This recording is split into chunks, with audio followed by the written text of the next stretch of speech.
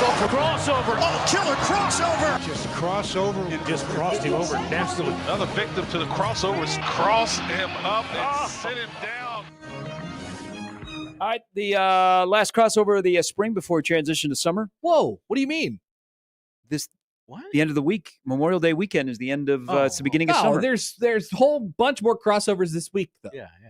We're going to be crossing over all week. I think there will be. Crossovers powered by Everlow Concrete Repair in Omaha at everlowconcrete.com. Are you canceling the crossover? No, we have some things we got to record right after the show. The crossover is beloved. Mm-hmm. Wait. So I got to go see Summit League Baseball and Big Ten Baseball at noon. We have a lot of things. So you're canceling the crossover tomorrow? Not tomorrow. Tomorrow will be fine. Tomorrow. You're canceling the crossover Wednesday? Probably. Going to be And a special Thursday. guest here Wednesday. I will be able to do the crossover Wednesday.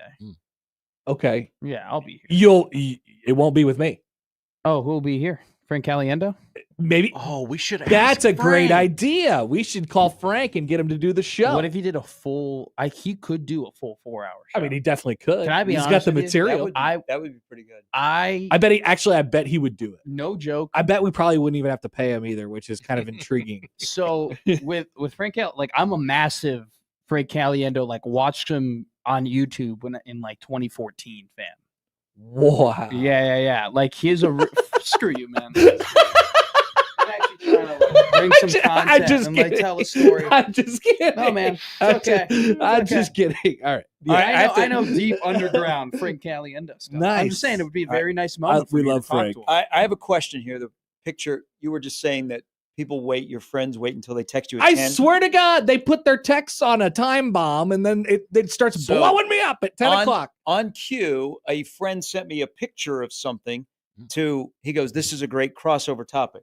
All right. You want to show this picture? I'm not on the camera, but I can put you on the See camera. what's circled. all natural coconut water, and then it says, am I on, Josh? Is this thing on? There you go. Put me on. I'm not on. But Okay, so he went and bought coconut water, but he circled something that is on the back of the coconut water. Josh, I'm not on the screen. Yes, you are. Whoa, is my computer really that slow today? Yeah. There it is. All right, yeah. So it's like, hey, don't do this, don't do this, don't do this, and then also it says this is not for. Pretty blurry. So a monkey was not used in making this coconut water. Yeah. Are monkeys typically used? Great. I'm not question. sure, but Exactly. it's a picture of a monkey that has the line through it. But why would monkeys be used to make coconut water? Are they grabbing the coconuts? Are they opening up the coconuts? I think that's what caught him off guard is why is there a monkey on the back of the coconut water? I'm really confused. How in the hell would a monkey contribute to the manufacturing of a coconut water? And why is it such a bad thing? Oh, companies these days are getting accused of animal cruelty and things of that nature, using animals for skilled labor. He goes, I think it means that monkeys did not contribute to the contents of the can. Once again, how have they previously done it? I have the answer. Monkeys are people too. How about he says. animal testing? The phrase "no monkeys in coconut water" likely stems from concerns regarding the use of monkeys in coconut harvesting, not in the actual production of coconut water. Like, this company did not make the monkeys go pick the coconuts for There you the go. coconut water. Can I be honest with you? There you go. Can I be honest with you? I think That's Curious cool. George, I think That is coconut. I would like it if they did. I kind of prefer my Yeah. coconut water to come from monkeys. Like, yeah, I'm drinking coconut water. Do you know who grabbed these coconuts? Monkeys. That's how legit this is. They There's a have story a behind whole, it. Is this I didn't know that coconut water companies were like the Wicked Witch of the West, Well, Wow. people don't like None it. of you are musical people who got that reference. You guys are all uncultured. I definitely know the Wizard of Oz, Matt. Well, you didn't laugh because that was a fun Maybe it joke. wasn't that funny. Maybe it was fun. First Maybe- poll question of the week: do you know the Wizard of Oz? Up at Happer Show. personally or professionally? We're off to see him. But hold on. So there are companies that employ monkeys to go pick the coconuts? It would appear so. They don't employ them. They're not giving them a rate. Like they're not like- Exactly. Yeah. That's slave labor. Well, what if they give them bananas? If they paid them in bananas, why are you looking at me crazy? Is it still? I'm slavery? listening to you. What if they gave them in bananas? I'd be totally fine with it. Well, I think For every 4 coconuts, you get a banana. I would be okay with any of it, but some people wouldn't. I don't give a damn if monkeys are grabbing my coconuts. So what I'm saying is some people would be like, I prefer you guys monkeys to grab my coconuts. You guys cannot do this. You cannot have the monkeys because they can't negotiate their own salaries. They can't represent They're themselves. not a union. Exactly. I want to know who. But how do you train them that's what you want them to do? I don't know. You could train dogs to go get you beer out of the refrigerator. They probably give them bananas after they grab the coconuts. I would like to see this process because I think this is very inhumane. Haven't you seen the little dogs go get the beers out of the refrigerator for the dudes on their couches? Yeah, but they're not like. Yeah, they're what not do you give them? Trees. Treats. You give them a nice little pet. Yeah, nice job, buddy. It's the same thing with the monkeys and the coconuts. I want to know who the narc was. I want to know who the guy who was sitting there, who was probably working for one of these companies, and who was like, you know what, guys, it's probably not the safest thing to do. To have these, like, who was that guy? I'm just saying. No one knew. I had no clue. I can't. Who the hell would know? Once you start you start pulling on the yarn out of the ball of yarn, you realize, oh my God, this is actually kind of bad. Like, they're probably not very nice to the monkeys. You know, they probably don't treat them particularly well. And it's a job that could be done by humans. There's a lot of people who need jobs, and instead we're giving it to the monkeys. How ridiculous. Ken says it means no outsourced monkeys were used to get the coconuts. The monkeys they used are farm fresh monkeys. I hope they don't. Then V says, yes, they train them to pick coconuts and work. It's frowned upon. Yeah, it is. It is. Is that a platform you can run off of, Josh? Monkeys are taking our jobs. Where is probably not here in Omaha? So this what if I was is to span like a global campaign. Sure. Where does Strange Water Company out of LA get the this from? Because I don't think there's a lot of monkeys in Los Angeles that you can. Great question. So they're grandstanding. Is that what they're accusing this person of? This company of? I don't know. I think they're outsourcing their coconut water, and then they outsource it to a company that'll use the monkeys. Yeah, because I suppose if you are this company, like, you have to acquire the monkeys. You can't just Do you think there's a guy? Oh, you think they got a guy? It's like, where's the monkey pile? Monkey Mike. You know, he's a big monkey trainer. Yeah. He's got him. Mike's got the best monkeys. Yeah, right. I think you probably have to hit up a guy like that because they're not just around. You can't just, they're not just wild. There's not just monkeys. Do you think there's out a there. black market for this? Well, what is the monkey market? I don't know. I assume that there's, a bunch of people where you can, like, rent out some monkeys, I guess. Didn't Mike Miller have a monkey? Michael Jackson? Yeah, he had a monkey. He had a monkey. It's housed in a monkey preserve in Florida. Speaking of Mike Miller had a pet monkey named Sonny. The basketball player? Yeah, Mike Miller. That's what it says. I got a Mike Miller story from this weekend for you. Great. Ready? I saw Mike Miller on a podcast recently. So that's where I found out he got a monkey. He was on Pardon My Take. Okay. Yeah, I saw a clip. Yeah. I saw a clip. It was a big weekend. 3 SSB, the Adidas tournament was over in Council Bluffs. Like, from John Shire to Buzz Williams, in between, all the big name coaches were in town. Buzz. I'm downtown Saturday, took in the old farmers market. Oh. So I'm walking. Oh, who we down. got? Okay, can I guess? Can you give me a category? Can you give me a hint of who I saw? Yeah. No, it's Mike Miller. Oh, it's Mike. So here comes Mike Miller, dressed up, and he's on his phone. And as he gets closer, did he go to Let It Fly?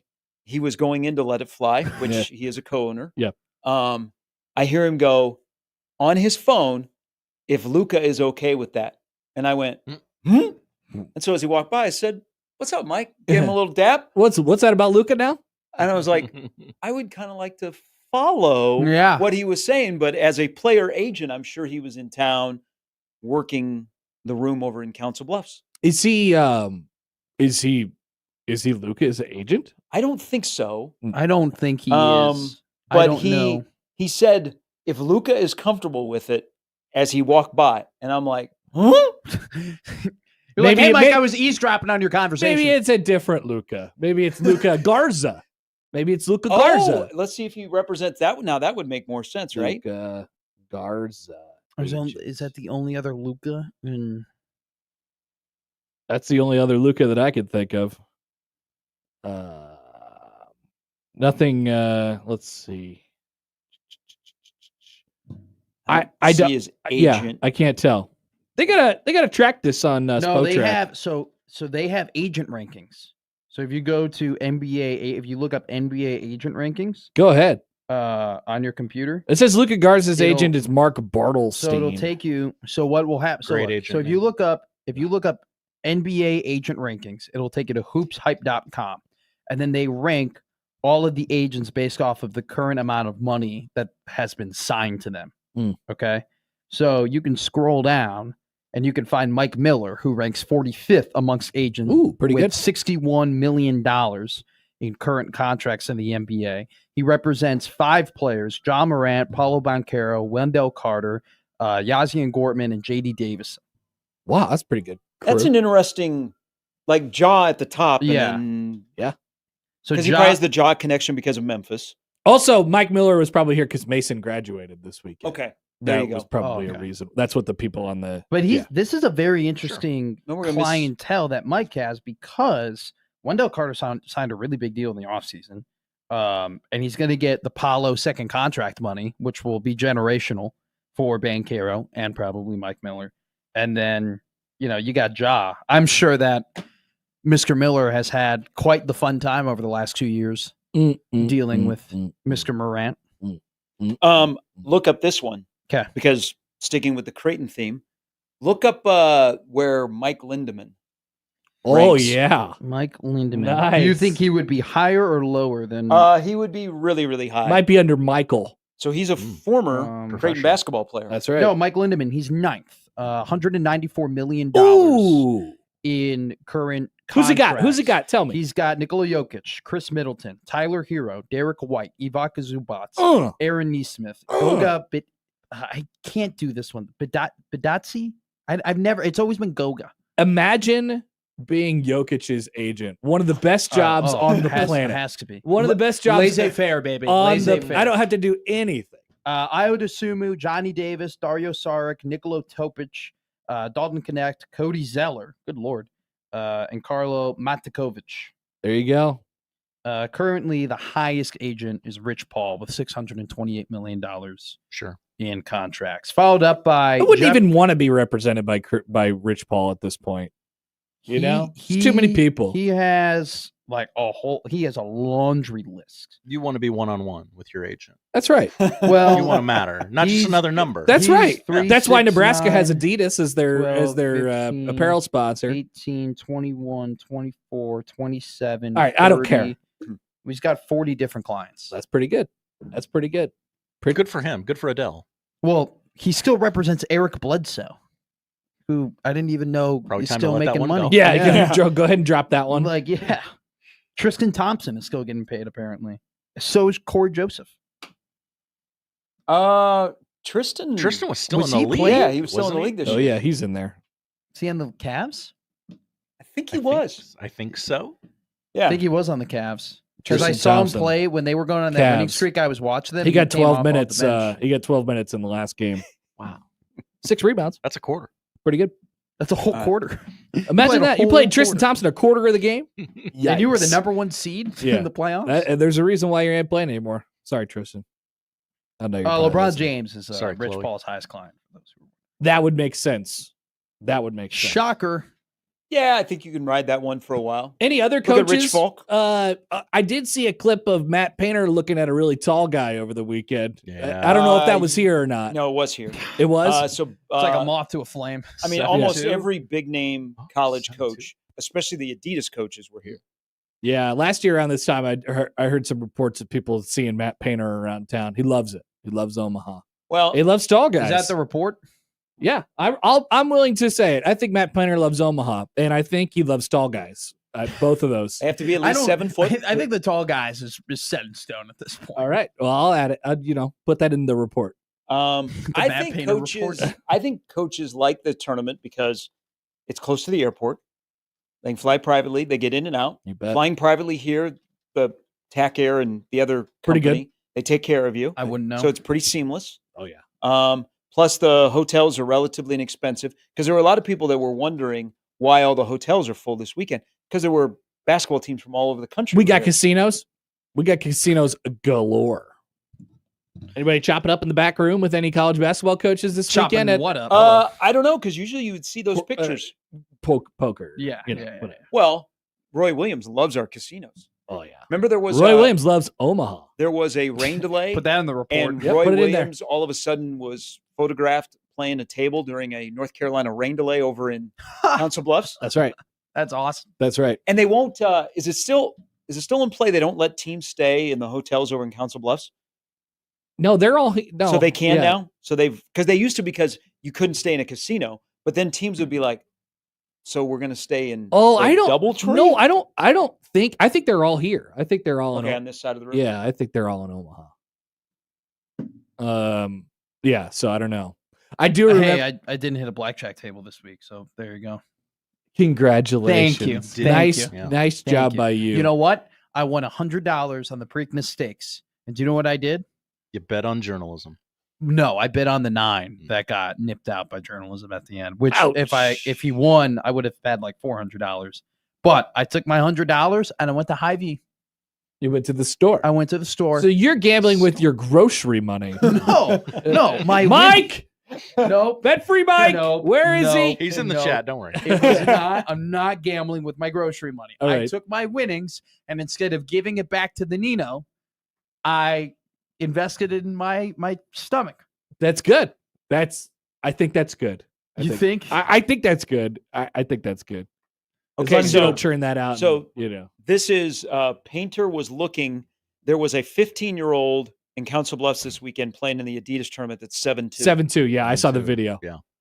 It was actually really funny because it was all those stupid accounts now that follow all the high school basketball. It's like, is this guy the next whatever? Yeah. God. So there's 100 of you and me those, both. and they did that for that 7-2 15-year-old. But during his highlight reel, there was just a quick shot of Matt Painter looking and smiling. It was very funny. I'll have to go find You it. when this comes back next year, you're going with me. You've got to see. I will go. So the hoop head Whoa. media people that are on all the videos Yeah, and yeah, the yeah. tipped and edits, that kind of stuff. Oh yeah. They are everywhere at these things. Mm, I mean, it's amazing, and they know, like the kids know them by first name because Crazy. they follow them all over the circuit. Yeah. But it's a little uncomfortable. No, it's very odd. Oh, Yeah. it's very uncomfortable. Like there were people like that in Chicago high school basketball where they would just show up to games, like these random people that were like no older than what like the high school students were.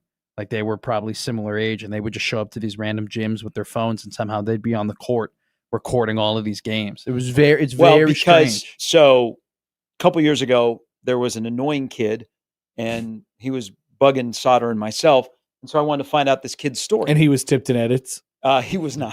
He was not Joe. He was Sloche? He was a high school senior Yeah. that had been following around the Adidas circuit all summer, trying to get in with players because he wants to be an agent or Yep. he wants to be their Dude, guy. it's He wants to so be the guy crazy. that announces where they're going to school. That's crazy. It's a whole industry now. There was this one kid named Sloche. It makes me uncomfortable. That was his Instagram name. And it would be like, we would be at the game and he was relative. I think he might have still been in high school at the time.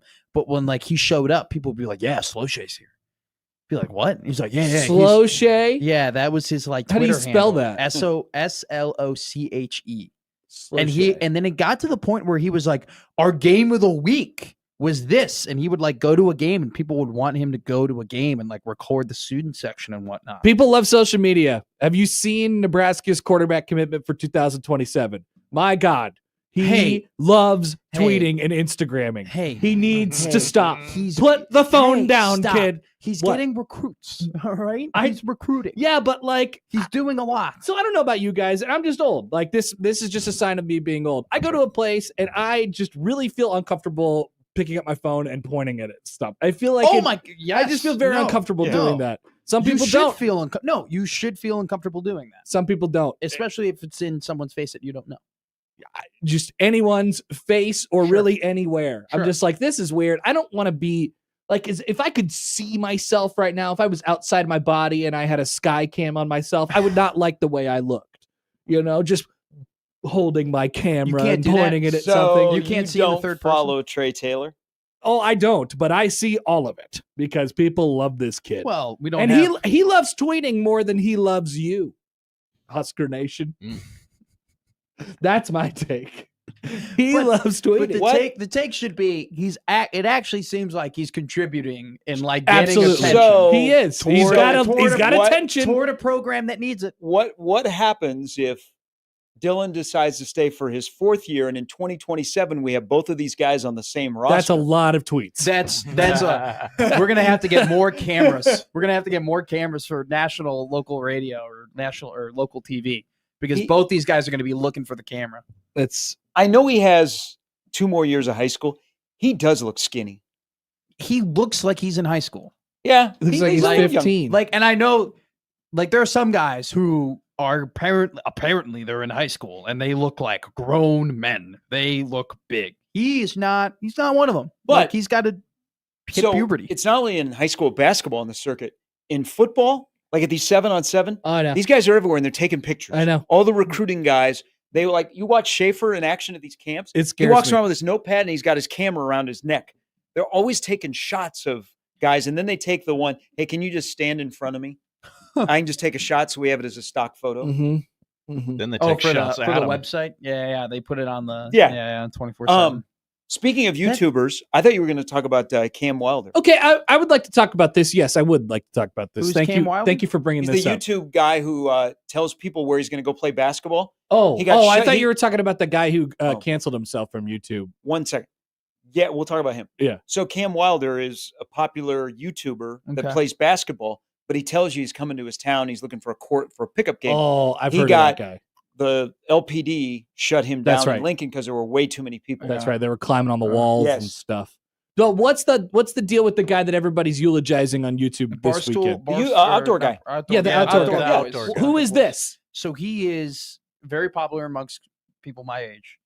He is your classic background YouTube dude where like What's a background? Yeah. so YouTube like you guy? just put him on and it's just on in the background and you're doing your chores and then it's kind of just playing and then you're watching That's it. called television. He's also That's called baseball. He's also great like night like when you're going to bed, people use him to go to bed. He's this outdoor guy. Wait a minute. What? He's this outdoor guy who's incredibly wholesome, who his whole thing is that he camps outdoors in Antarctica and Alaska. He'll go to state parks and he just films himself basically surviving, out in the wild. But it's also like a very calming educational program. Okay. It's like it's kind of ASMR in a way with how he conducts himself. Matthew said, I don't know if this is true. I don't know. Like I saw the whole internet There talking is- about this guy over There the is weekend. a passionate never And I heard of him never before. once Passionate fan seen base. or heard So of him. he's just YouTube. Never He's once. just YouTube. Yeah. So Matthew says, is this true?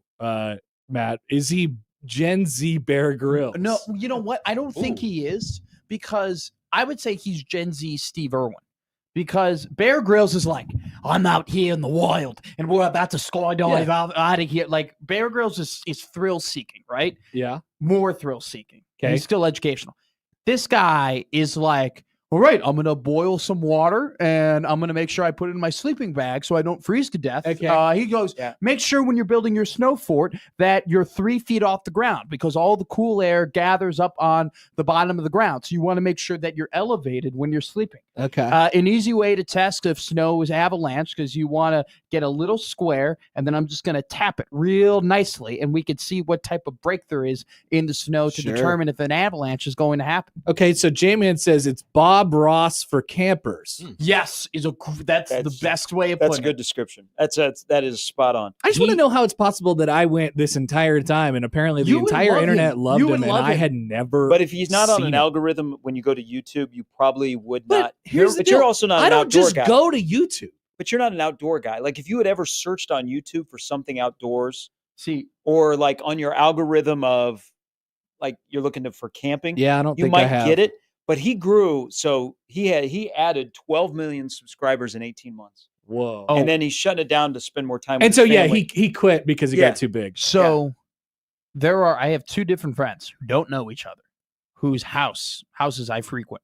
And both of those houses I've walked in and he's been on just in the back, like he was just on in the background. And so he was never on my algorithm. He's never something that I would like watch or like look to watch or anything like that. I just discovered him because he was just Okay. like, So we're He dealing was with just two like- different things here. Yeah. Number one, yes, I've never heard of this guy, and there's good reason. Like I don't you're really. not an outdoor guy, neither am I. I'm not an outdoor guy. I don't really go to YouTube for that. But secondly, and I think this is the thing that I'm more interested in how you described it, is I don't just go to YouTube and just like start letting it go. Like I don't do that. I don't. All right, really? what's on TV Yeah. tonight? I'm gonna go to YouTube. If I need some background, I watch an NBA game or a random West Coast MLB game, That's right. and then I just kind of start tapping away on my computer, and then I go to bed. Okay, so I don't go- go to YouTube TV. So regular YouTube. No, I know. No, yeah, I don't But go like, there. what's your probably your number one search on just regular YouTube, not YouTube TV? I'll go find it. I don't know. Let's see what I've searched lately. I'll tell you my latest search. My latest search on YouTube is 1620 The Zone and probably music. is Storage Wars funniest moments. Okay. Yep.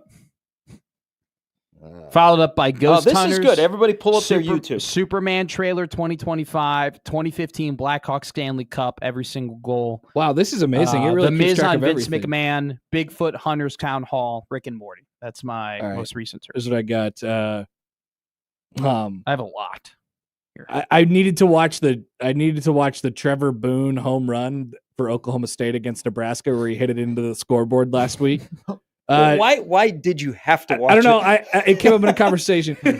John Sterling, John Carlos Stanton home run call. Tom Brokaw, Gerald Ford, Righteous Gemstones puke scene.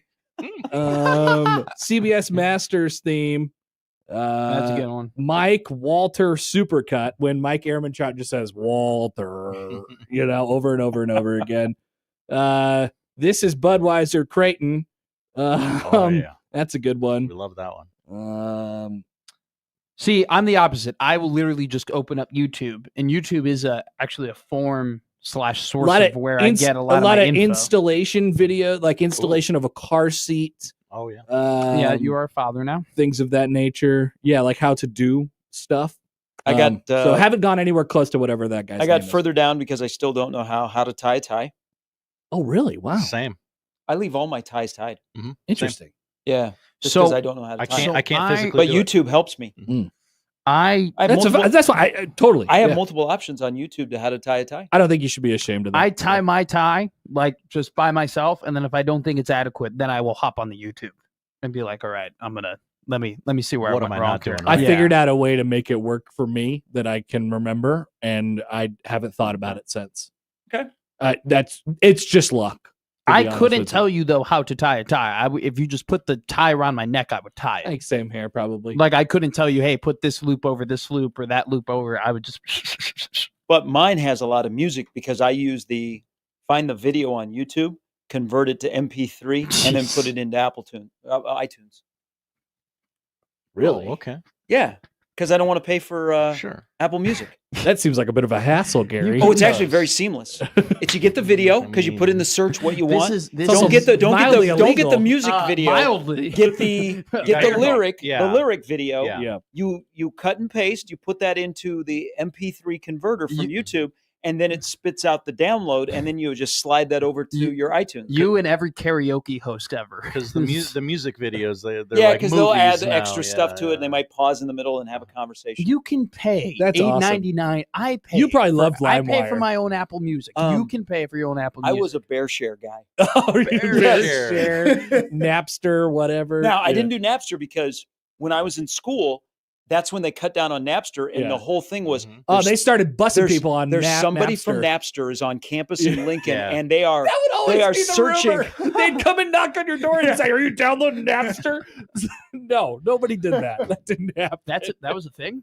That Yeah. was the thing. That Yeah. was the rumor. I didn't yeah. I didn't know what Napster was until the Social Network movie. Yes, There you go. I Yeah. had no idea. but Yeah. that was they scared people on campus. Like the Daily Nebraskan's doing this story, and there is a guy from Napster or from the FCC or whatever is walking around campus, and he can tell on your computer if you are using Napster. So I was a Bear Share guy. Yeah, I was worried in the 6th grade that they were going to come knocking on my door. I was worried. I was concerned, but never happened. So that's good. So try the YouTube trick. I don't think so. I pay for Spotify. I got my Apple Music, my man. I bet I got about 1,000 songs I've done that with. How much That's so storage much do you have time. on your Oh, phone? I'm a 64.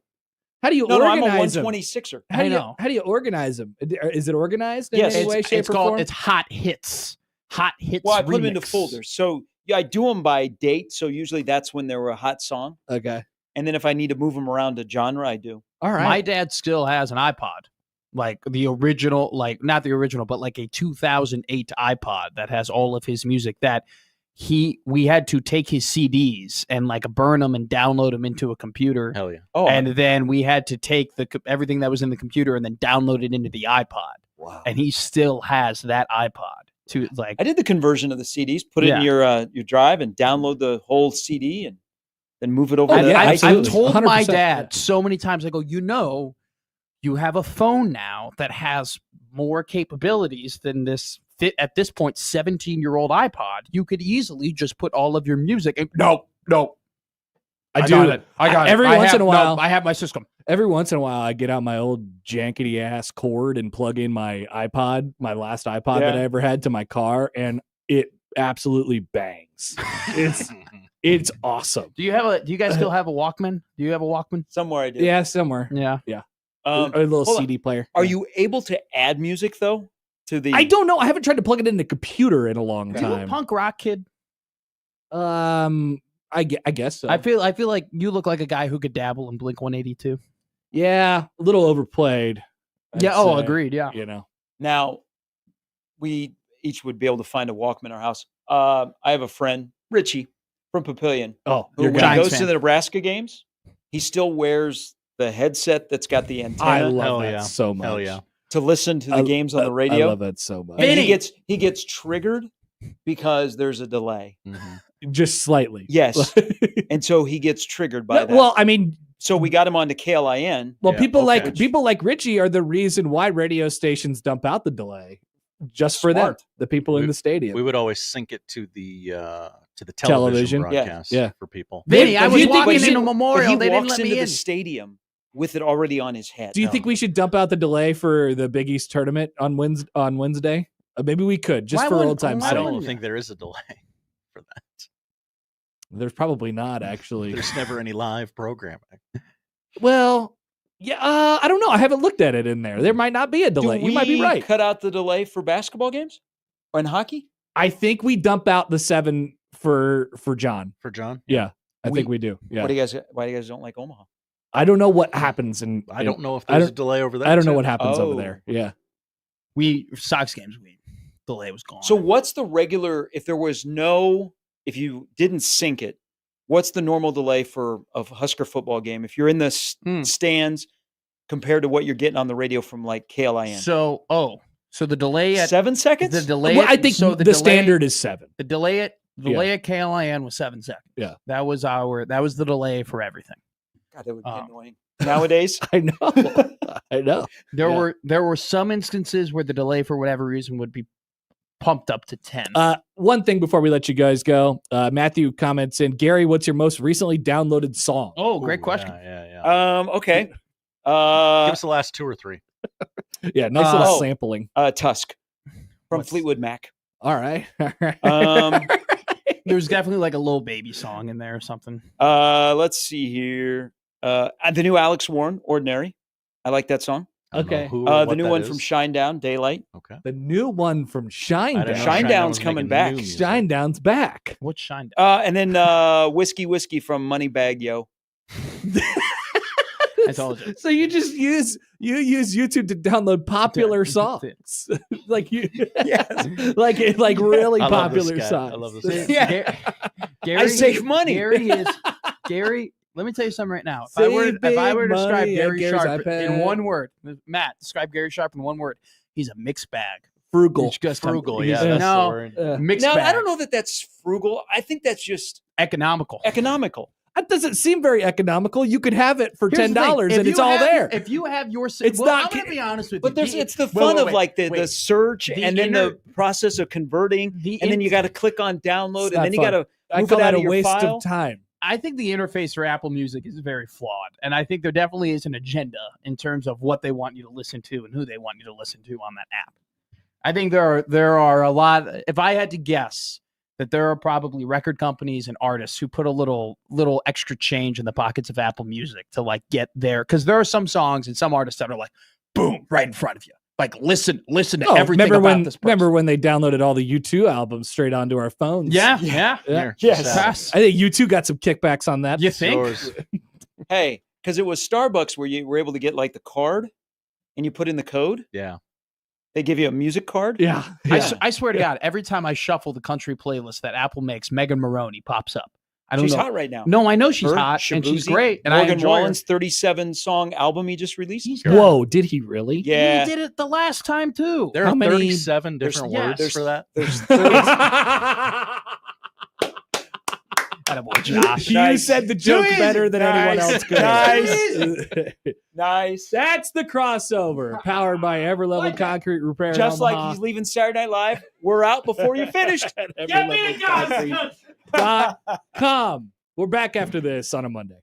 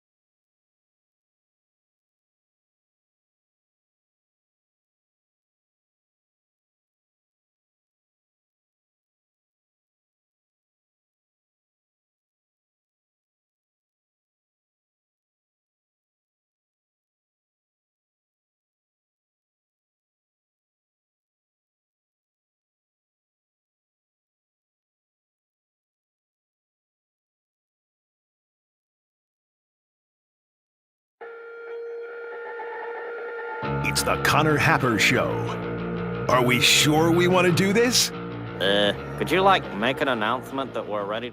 It's the Connor Happer Show on 1620, The Zone. Good Monday morning, everybody, and welcome in. It's the Connor Happer Show here on 1620 The Zone and on 1620thezone.com. Connor Happer, Josh Hodson with you. Josh back from a weekend of doing high school baseball games. Class C was bringing it Saturday. Class C was bringing it. That's what I have heard. That is what I've heard. Josh doing baseball games? Oh, yeah. That's right. Good job, Josh. And more coming today. Probably. Maybe. Hopefully. It looks a little stormy out there. I guess we're going back into the early days of the spring this week where the highs are in the upper 50s and lower 60s and it's dark and cloudy and cold all week. But whatever. We had a good day yesterday. Sure did. I got the mow in Oh, before the storm. Okay. And there's nothing like it. You Feels get good, You doesn't get it? the mow in and then it rains. Did you have time to look at it, admire it? Yeah. I got water on it before the water, Oh, I watered this weekend. because it's getting a little dry out there before this rain A came little through. crispy. But welcome in, everybody. Hope you enjoyed your weekend. If you are a Nebraska softball fan, you definitely did. Hello. What more could you ask for? Probably not much. Coming up today during the show, we'll just read you Jordy Ball stats from both this weekend and for the entire season. It will take a while. It's great. It's frankly amazing. Sam McKewon will be our only guest today. That is the lineup powered by the referees at John Higgins Weather Guard. No Shafe. Shafe is taking a staycation. And I don't know if he actually wanted me to say that, but that's what he's doing. He's taking a staycation today. And I said, Shafe, you enjoy it. You get some stuff done. You do you. Wouldn't it be great to just sit at home and just take care of some extra little things, tidy up the ends around the house? That would be marvelous. It sounds so foreign. We are in that's impossible. Full support of Mike Schaefer Yeah. for doing exactly that today. Sam will join us at 1. That's the lineup powered by the referees at John Higgins Weather Guard. Want to hear from you all today on the show, 402-951-1620 on the Prairie Flower Casino Zone hotline. You can call or text that number, tweet at Happer Show, at Connor Happer on the JTech Construction Zone Twitter feed. Email Connor, Josh O at 1620thezone.com on the Equitable Bank Zone inbox. And we say good morning to the YouTube streamers today. How we doing, everybody? Look at the YouTube streamers. They're in there. They're packed. They're waiting. Chance writes in. Hi, Chance. Here on my lunch break to say a first tall ship is at the Brooklyn Bridge. That's right. That happened. What a video to come across on Friday evening. It's like, excuse me? A Mexican pirate ship? What has happened? What has happened? What happened? I don't know the full story. All I know is the video. I don't know. I have no idea whatsoever. I just saw the video and people were, I mean, if I was standing right there on the, I guess that'd be the East, right? If I was standing on the shores of the East River, I'd be like, what in the hell is going on right now? What is happening? What year am I in? I have no idea. So there was that, but we probably won't talk about ships running into bridges this weekend. Okay. We will talk about Jordy Ball, Jac Caglianone. Cags. He's coming to your city, but not till next week. He'll be playing for your city. He'll have Omaha written across his chest this week in Salt Lake City. Might have to get to that Caitlin Clark thing today, Josh. Today might be the day that we get to it. Maybe. If not now, when? Maybe. Might have to get to that Caitlin Clark thing. A lot of conversation. I listened to many podcasts while mowing lawn over the weekend about baseball, college baseball, and where sit the Creighton Blue Jays. Atop the Big East. That's where they stand. Yes, but as it pertains to the big dance, where might they stand? Last team in on D1 baseball today. Kind of interesting. I listened to their accompanied podcast with the bracket, and they kind of just have them in there as they all agree that the Big East is not a 3-bid league, but we're going to explore. That makes sense. We're going to explore, Josh. We are going to explore today on the show. Folks, look at these conference finals. Knicks, Pacers, Thunder, Timberwolves. The Midwest is back outside of New York. Midwest versus New York, folks. And all of you are rooting for New York. No LeBron, no Jokic, no Jason Tatum. No Steph. It's starless, and it's full of free throw shooting. This is going to be awesome. I'm very fired up for the NBA to see what happens in this regard for their conference finals. This is great. Joey conspiracy theory that the refs get the Knicks to the NBA finals somehow. Well, I mean, I can't piece it all together yet, but Joey will do it for you on Twitter this week. At this point, it would be on merit, right? Like they could beat the Pacers in a 7-game series. They absolutely They could. They probably can't beat the Thunder, I guess. Yeah. They just have to get to the finals. It doesn't matter who wins the finals. Feels like the Thunder got over the hump that they needed to get over. But we'll see. Boy, it's all there in front of them, isn't it? Yeah. Wouldn't it be a shame if they didn't win? The Big Ten baseball format continues to be completely ridiculous. And he told you. It all starts tomorrow at the Chuck Box. Steve Sipple writes about big dog status. Big dog. Tiger Woods? Oregon comes in and takes our cookies. Trey Taylor keeps tweeting. Those are my cookies. Tim Lester believes Iowa offensive coordinator Tim Lester. Of course. He believes that he will have a system that should be able to attract any quarterback at once. What an interesting claim for a place devoid of any quarterbacks ever. Can't wait to see how that works out for them. That is the setup for today's show. We're very, very excited to bring it your way. We will talk about the weekend. Jordy Ball. We'll continue to do that. By the way, the people in Oklahoma they're like, hey, we're fine. We don't need Jordy Ball. But they might have to learn Jordy Ball here in about a week. Gonna have to speak Jordy Ball. They relearn Jordy Ball, that is, because if it all works out and Oklahoma and Nebraska both win their super regionals, it is the first round matchup at the Women's College World Series. She is coming. Watch out. Watch out. All right, we're back after this. Thanks for being with us here on a Monday on 1620 The Zone. After further review, the host is deemed to be out of bounds. The Connor Happer Show returns in minutes on 1620 The Zone.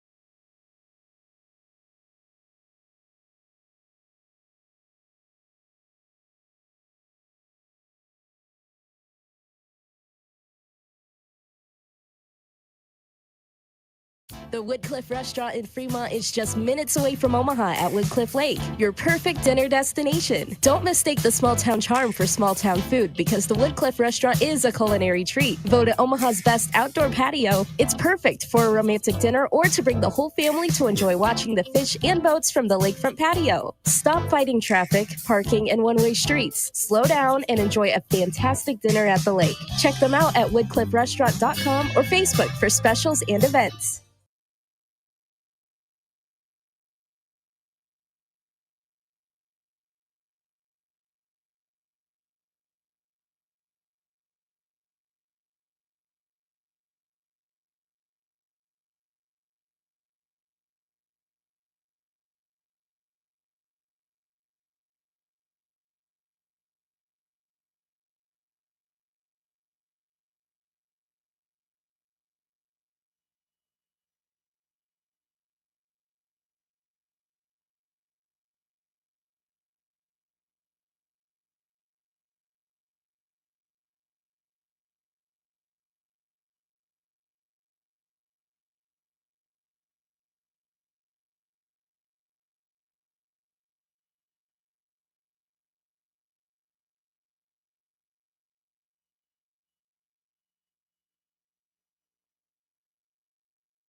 At Sharp Painting, you get more than paint. You get a relationship to help you transform your residential or commercial space, inside or out. With us, communication is key. Hi, I'm Cole Sharp. We take pride in making your space exceptional. Experience more at sharppainting.com. Look sharp with Sharp.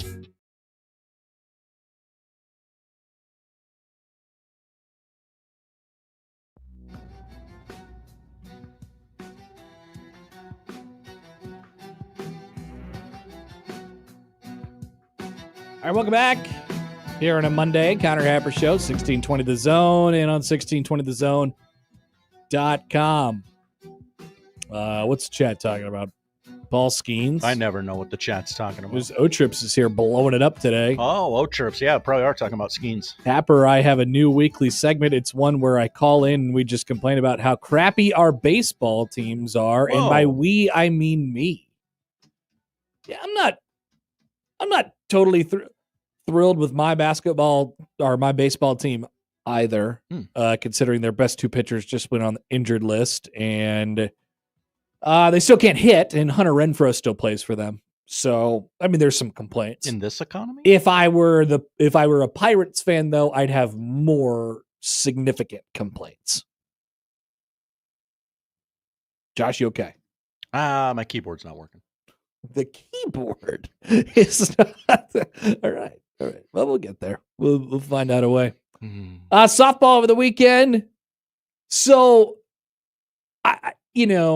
this is a place, sports radio, podcasts, whatever, where people get in front of a microphone or behind a microphone and they start saying really blasphemous things, and a lot of times we lack the presence to understand what has come before, and so we say things like, "This is the greatest thing I've ever seen." And this, I'm very guilty of this. I got to get you to feel something in your car or at work. Yeah. Like I can't say like, oh, Jordy Ball, pretty good. This is the best player since whatever. So I'm not going to make any of those claims today. I'm not. I am simply just going to read you some things about what happened this weekend. So Nebraska softball was the 2 seed in the Baton Rouge Regional. They won the first game against UConn by run rule.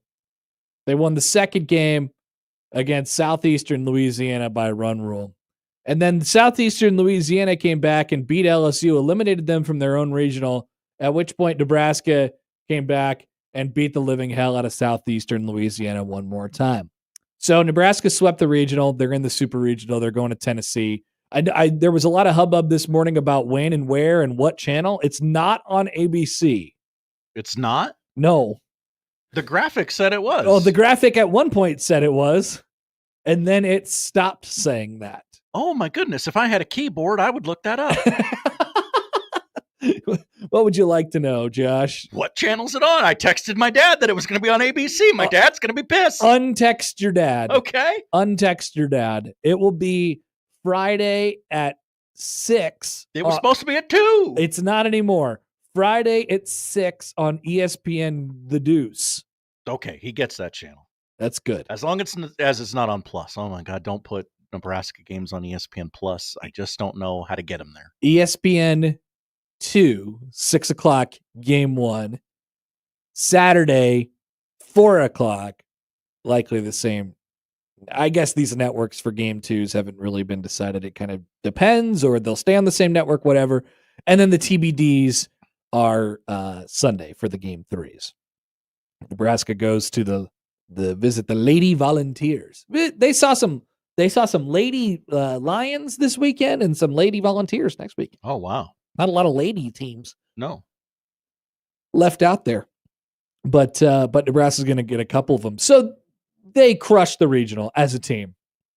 That is first and foremost, obviously. But let's dive into Nebraska star player Jordy Ball, Shohei O'Bally. That's what they're calling We're her. trying to find something that works. People recommended #softball, BAHL. I kind of like that, but then I don't want to seem like it's soft, Okay. Things like that. Mm-hmm. Anyway, let me just read you the stats. In the regional, which Nebraska swept, Jordy Ball hit leadoff and started all 3 games. She hit leadoff and started all 3 games in the circle in softball. She went 5 for 5 at the plate, 5 for 5 in 3 games. How did that happen? She must have walked a lot. Yes, but that was not the big takeaway. 5 for 5, 4 home runs, 7 runs driven in. She scored 8 times. And she walked 7 times. That means she came up to the plate. She finished 12 at bats, and she ended all of those at bats at least on first base. She was also up when Nebraska. I believe she was up when Nebraska walked off UConn on Friday. That is correct. So that one doesn't count for something? anything. Yes. So 5 for 5, 4 home runs, and 7 walks. She got on base all 12 times. That's pretty good. That's kind of what you want out of your leadoff hitter. Too many home runs, if we're being honest, out of your leadoff hitter. That's what Ned Yost would say. In the circle, as a pitcher, she pitched 12 innings. She gave up 2 hits, a run, walked 4, and struck out 16. These are real life statistics, by the way. This sound like a video game. This is in a regional, meaning this is the postseason. It's supposed to be more difficult. And in fact, I believe what has happened here is that Jordy Ball has gone up a level it seems, as the great ones do. On the season, she's hitting .475. She has 23 home runs, 66 RBIs. She leads the team in batting average, runs, hits, RBI, doubles, triples, home runs, stolen bases. She's struck out 14 times the entire year at the plate. She's only struck out 14 times. So she's basically Babe Ruth, Barry Bonds, and Tony Gwynn all combined. And Shohei Ohtani and, I don't know, who's the best pitcher? Like Nolan Ryan? No, he walked too many people. Roger Clemens without steroids. I have no idea. Randy Johnson, whatever. She's hitting .629 with runners in scoring position over the season. That's not like, oh, she had a hot weekend. That's the season. And she is 2 home runs away from becoming the very first person ever to hit 25 home runs and win 25 games in the circle. She has 25 wins. I am dumbfounded. I am absolutely and completely dumbfounded by this. And once again, it's supposed to be harder. But this is when your stars come out. And, not to be, this is where you get into the hyperbolic territory a little bit. Because her teammates have been really good. The Ava Cusack, hitting home runs. They have 40-plus home runs combined between the two of them this year.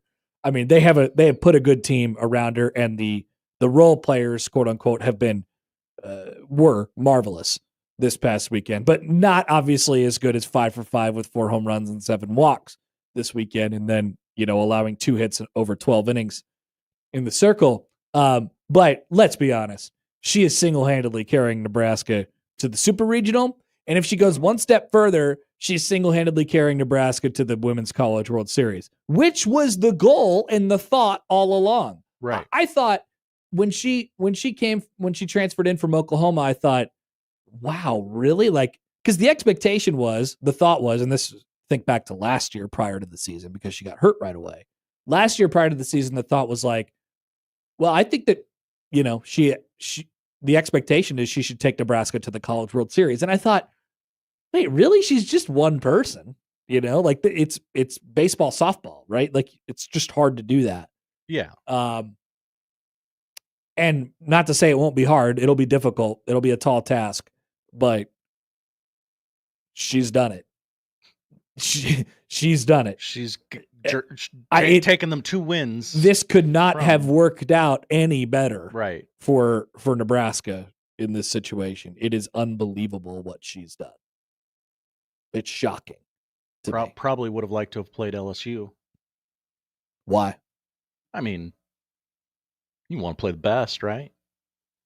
Oh, are you trying to come up with an angle to be to discredit her? No, I mean, she walked through southeastern Louisiana and UConn. Of course, anybody could do that. Is that what you're saying, Josh? That's not what I'm trying to do. I'm just, hey, you'd like an SEC test before your SEC test this weekend. They had some SEC tests including Tennessee, by the way, in the non-conference portion of the season. That was a while ago. I think you take a regional win whichever way you could get. Yes, you do. Yes. But if you're looking for something, I'm not looking for anything, Josh. You're just enjoying it. I'm just enjoying it. Okay. This is great. Let's just enjoy it. I can look at those stats all day. 629 with runners in scoring position. What the hell? What's going on? Jeff writes in the Equitable Bank inbox. Hi, guys. First off, I've watched very little softball in my life. Join the club. Yeah, exactly. But I'm absolutely blown away how they can pitch that fast underhand. Explain how they do that. Yeah, Connor. I believe the question was to you. Hey, I've tried it before, and it doesn't make any sense to me either. I have no idea. Jeff also writes in, now to the more important reason I emailed in.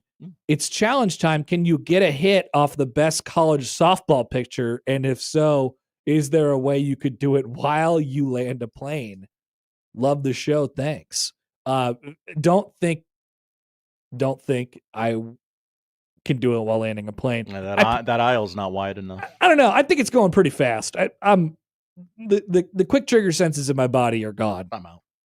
My body doesn't really work like that anymore. I've seen Jenny Finch strike out Alex Rodriguez. There was a time and there was a place maybe, but not anymore. No. Andrew writes in on Twitter. Hi, Andrew. Didn't know Josh is such a Jordy Ball hater. That's not what I was doing. It's a very, very interesting observation, Andrew. Very interesting. That's not what I'm doing. I thought we were coming up with nitpicks. Are we? I'm not. I don't want You're to. the only one doing it. I thought we were both going to do that, and I went first. Nobody's coming up with nitpicks. Okay. Nobody is nitpicking. Perfect weekend. Black Cat writes in, Hi, Black Cat. Happer can't get a hit in slow pitch without ripping his oblique into shreds. Exactly. That's right. What makes you think I could put a bat on the Jordy Ball pitch? 0%. Not going to happen. Will not accept that challenge and not taking the bait, but thank you, Jeff. All right, we'll be back. A couple things to follow up on this, including a interesting Twitter spat that is going on. I'll tell you about that coming up on 1620 The Zone.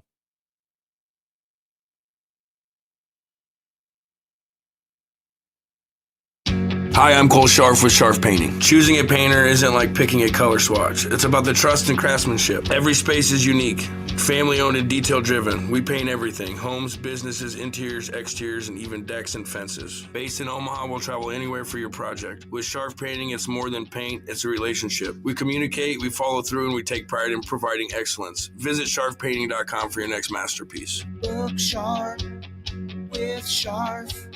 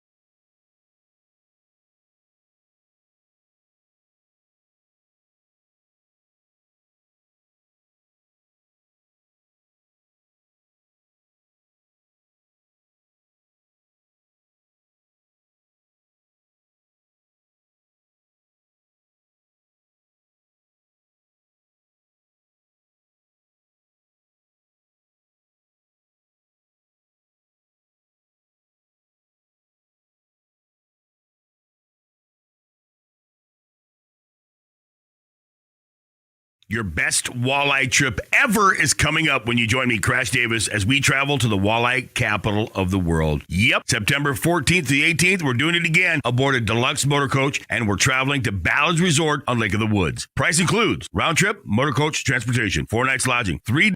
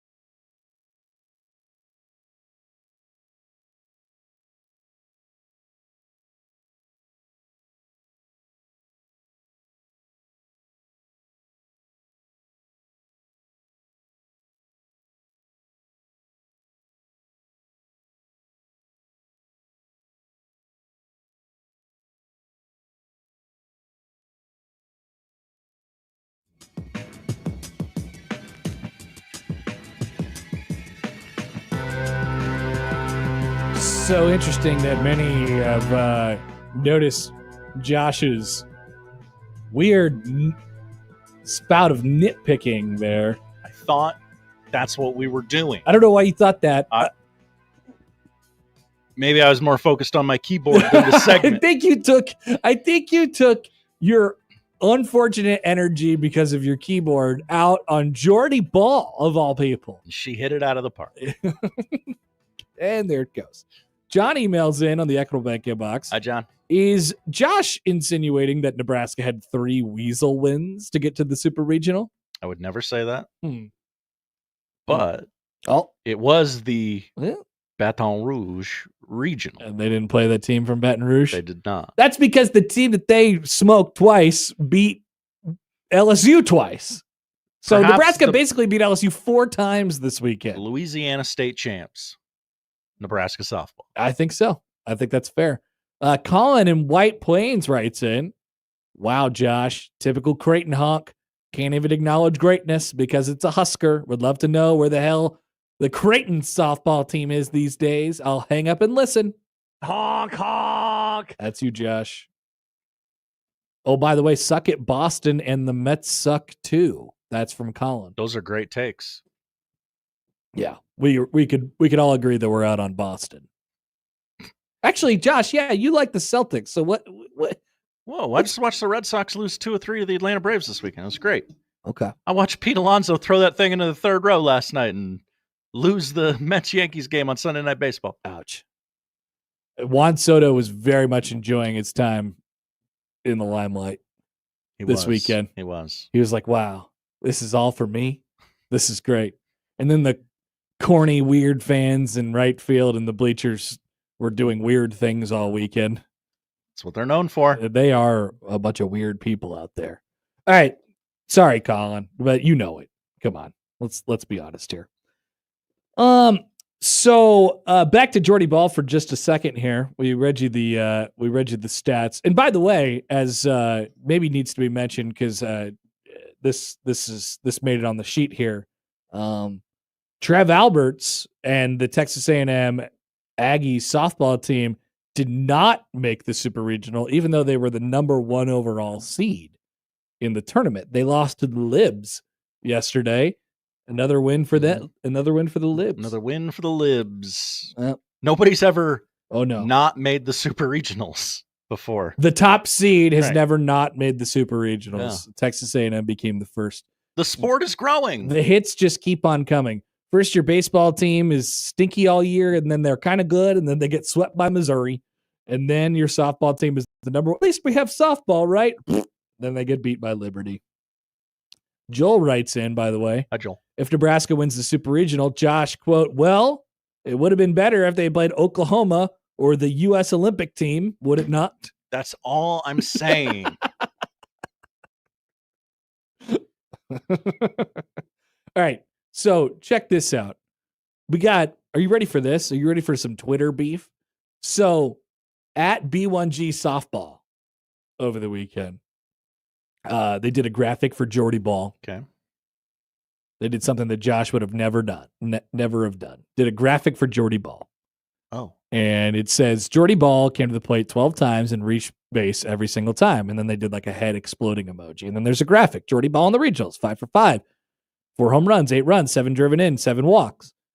And then in response, in a now deleted tweet, but the internet never forgets. Whoa.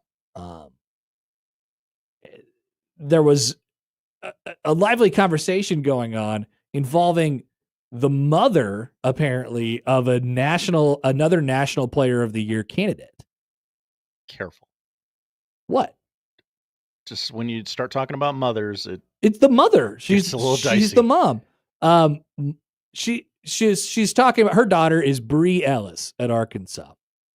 Bree Ellis this year, she's hitting 457 with 26 home runs and 72 runs driven in. I would say that her and Jordy Ball have comparable stats. And people in the comments obviously were saying, well, Jordy Ball's the National Player of the Year, National Player of the Year.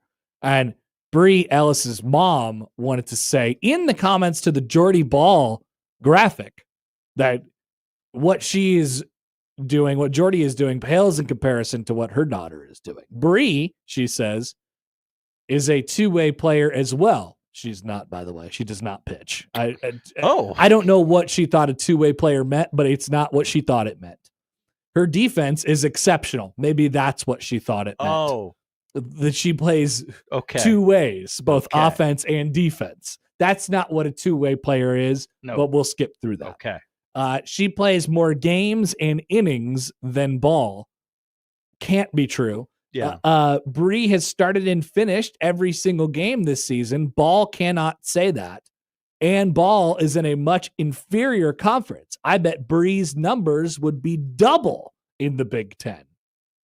So that's another National Player of the Year candidate's mom saying that that her daughter would have hit 50 plus home runs in the Big Ten Conference this year and drove in over 140 over a 55-game season.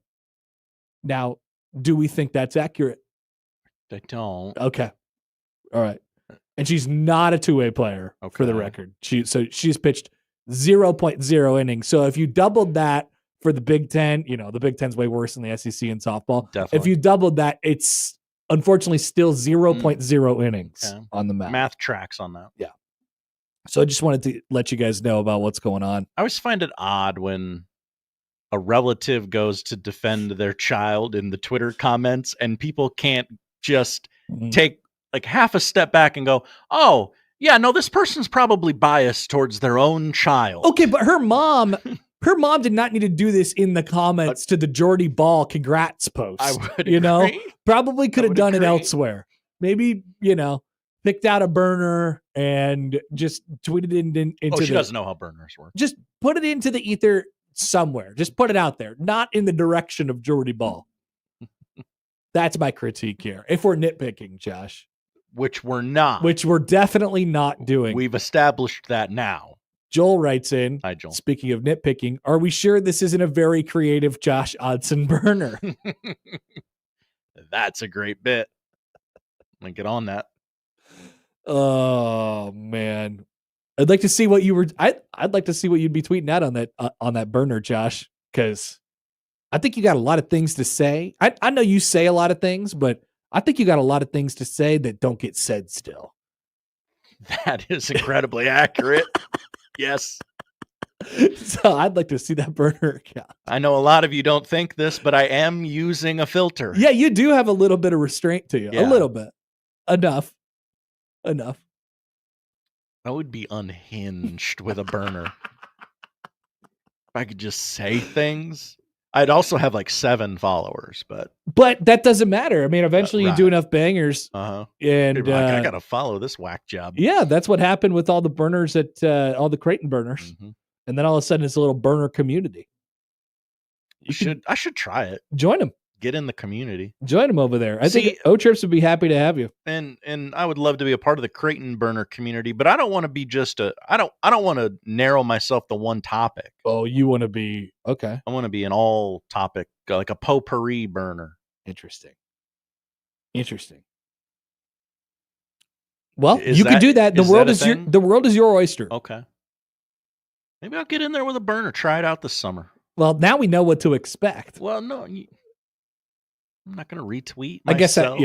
I guess I'll forget this conversation ever happened. Hey, everybody, check out this account. This guy's saying some wacky stuff. So yeah, like I can't wait to see Josh's burner account. It should be a ton of fun.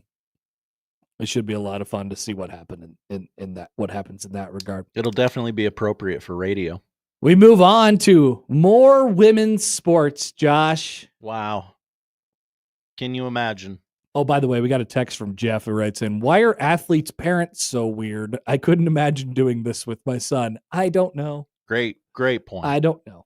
I can't speak to that yet because my child hasn't participated in the sport yet. All I can look at is the experience that I've had in my life, which is my parents not saying anything ever, which was awesome.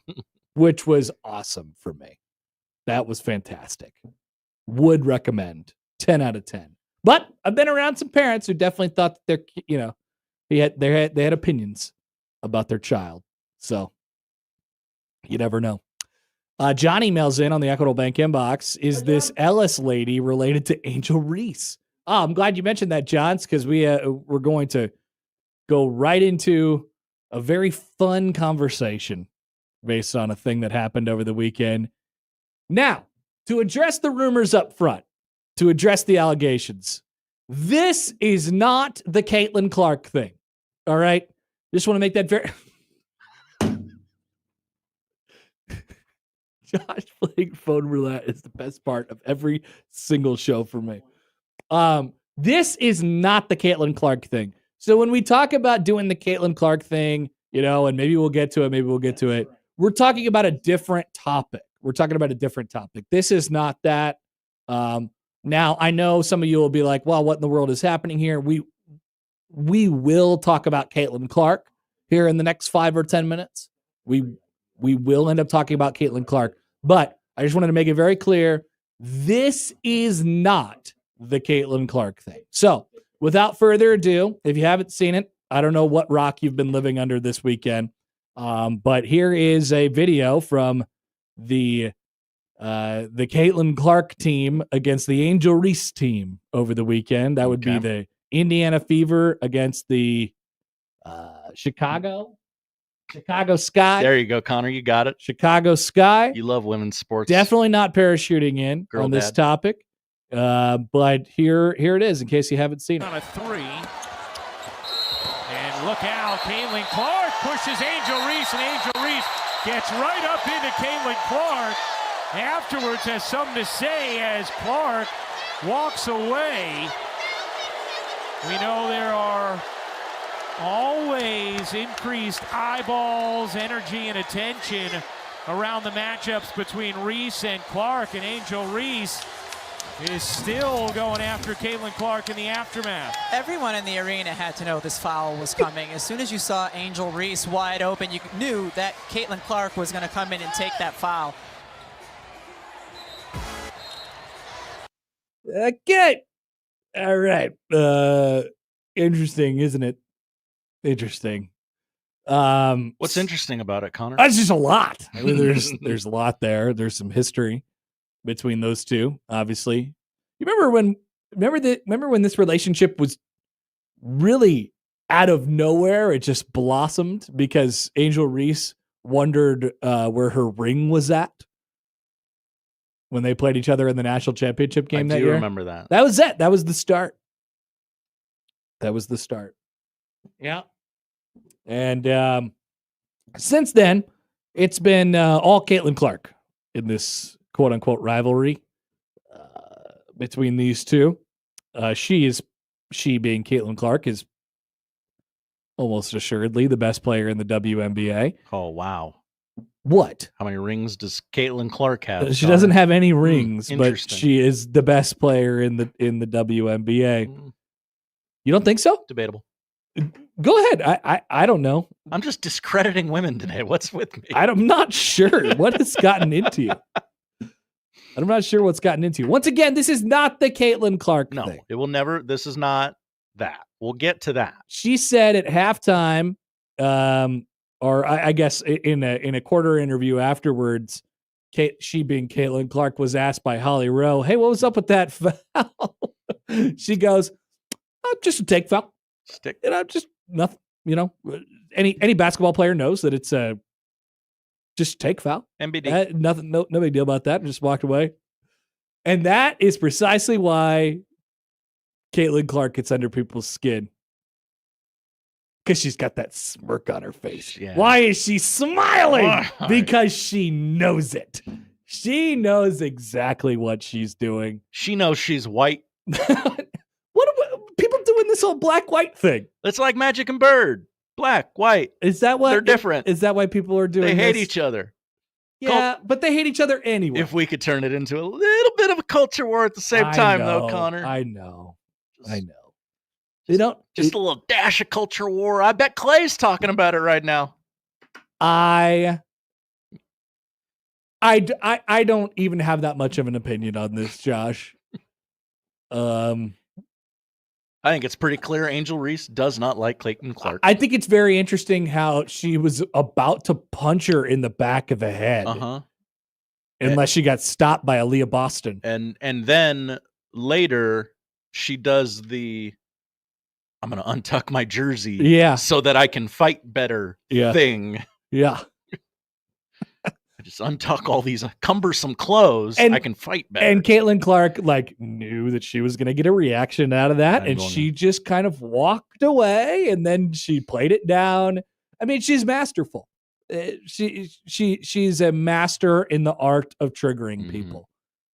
It's not very hard to see. And I'm not trying to discredit her by saying that. We would never discredit women on this show. I loved Grant Gibbs. Many people did not like Grant Gibbs.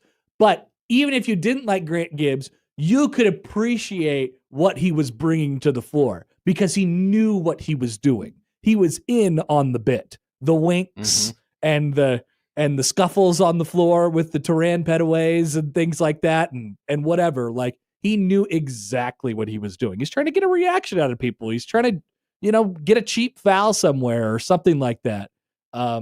I think it is, for the record, I do think it is all basketball related with her, with Caitlin. She's doing this because she knows she's going to get a reaction out of Angel Reese, but what she stands to gain is like an extra free throw or getting Angel Reese kicked out of the game. Or I think that's what she's thinking, right? That's the edge that I'm trying to get. Right. That's what she's thinking. Maybe for other people, it's super duper personal and racial, I guess. But I don't. Apparently, if you watch the chit chat shows, and many people tweeting about many things today. That's what I'm saying when I make those jokes. I'm commenting on the commentary. Yeah. But like with Draymond, you try and maybe I can get Draymond to take a swing at me, and then he's out for this game and the next game. Because he can lose his cool at any moment. Yep. Maybe I can just light the powder keg and the fuse is short enough to explode. Yeah. Maybe. That's the next level that she has to her game that, I mean, very few of the best players, the best players have. But come to understand it over a period of time.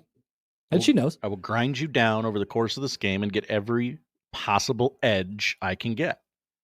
From the 402. Hi, 402. As you are well aware, Connor, Caitlin is a dirty player, as she has shown in her matchups with Nebraska and Jazz Shelley with elbows, pushing, etc. Neither she nor Angel are angels. Interesting take. Poll question. Are Caitlin Clark and Angel Reese really angels at all? I'll do it, but I don't think you're gonna like it. If you want some votes, we'll pop a number. If you want some clickies, Clicky Josh, then you get right out there and you do a Caitlin Clark Angel Reese poll question today. You have my permission. But I would, to a certain extent. I would do a poll involving those two, but that I don't. Okay, that's not the right one. Feels too volatile. Little slimy. Yeah. Okay. I don't think that she's a dirty player. Which one? Caitlin. Okay. Clark. Because we're talking about the Caitlin Clark. We're not talking about the Caitlin Clark thing. No. But we're talking about Caitlin Clark. We will get to that. Yeah, we'll get to that. Don't worry. She's not a dirty player. She plays she, like I just explained. I mean, she's trying to get a reaction out of people. She's trying to trigger people. It's working. There's a little pro wrestling to her. Yes. She does it all with a smirk on her face, And so, yes. And I do think sometimes, especially in her time back at Iowa, I think she was guilty at times of losing her cool. And I think she's generally got that out of her game and out of her as a personality now. Because she took a beating last year in her first year in the WNBA. I mean, remember this time last year, all we were talking about was how they were just shoving her around all the time. And she's like, okay, screw this. I'm just going to go out and be better than everybody at playing basketball, which she is. And then I'm going to take the high road in the press conferences. Like, she's really and she's always done that. as we talked about during her time at Iowa. Right, She's always done that. So, yeah, I don't think it's quite as easy to say, oh, well, she's a dirty player and this is what dirty players do. I think there's a basketball point to what she's doing. Right. A basketball related point to what she's doing. Boy, I bet the league loved that foul though. I've seen a lot of the reaction to this. From like the broadcasters, they didn't seem too incredulous in the moment from what I heard, and I only saw the clip. But there's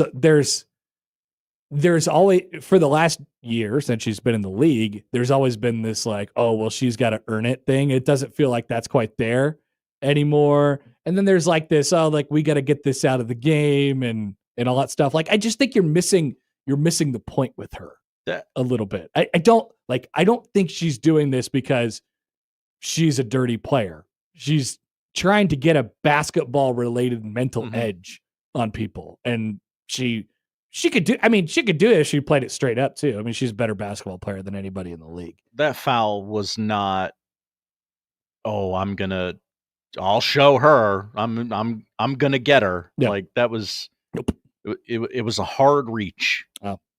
MK writes in. Hi, MK. All this Caitlin Clark talk bordering on Caitlin Clark talk. Don't worry. We're not getting there. We're not talking about the Caitlin Clark. Not in this thing. Text to the 402. Do you guys even remember what the Caitlin Clark thing is? We have it written down on our prep sheet. It's in there. It's been there every day for the last 3 years. Pedro writes in. Hi, Pedro. Hi, guys. I don't see color. Who is white and who is black? One of them and then the other one. I wish more people were like you, Pedro. That's my lesson from the weekend. Exactly. All right. That was not the Caitlin Clark thing. Want to be crystal clear on that. But she came up a little bit. I'd say in passing. That was WNBA talk. Yeah. Can you believe Paige Beckers lost her first game? Unbelievable. Back after this on 1620 The Zone.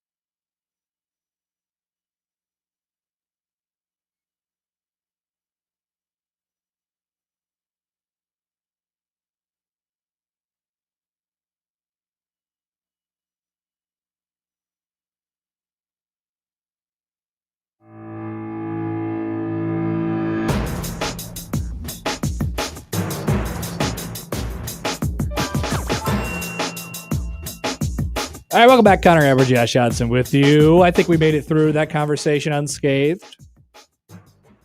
Yeah. So far, so good. Pretty cool. You never really know if there's going to be any blowback until you get an email a little bit later on. I think we made it. And Pedro diffused everything with saying that he doesn't see color. Looks like we made it. Oh, nice. Shania Twain? Yeah, that's right. Good one, Josh. Good one. Didn't take you much of a Shania Twain guy myself, but I like it. Well, that song was unescapable. Oh, they did a commercial, didn't in the they? summer of whenever that came out. Yeah. Oh, like the late 90s? Yeah, Connor, I'm old, remember? Yeah, but didn't they use it in a commercial recently too? Probably. I'm going to guess that song came out in 2003. Oh, Connor, you are way off. Would you like another guess? Way off? Uh-huh. I'm late, right? Yes. Or am I early? You are late. Okay, yeah. So I'll go with my original guess, 1999.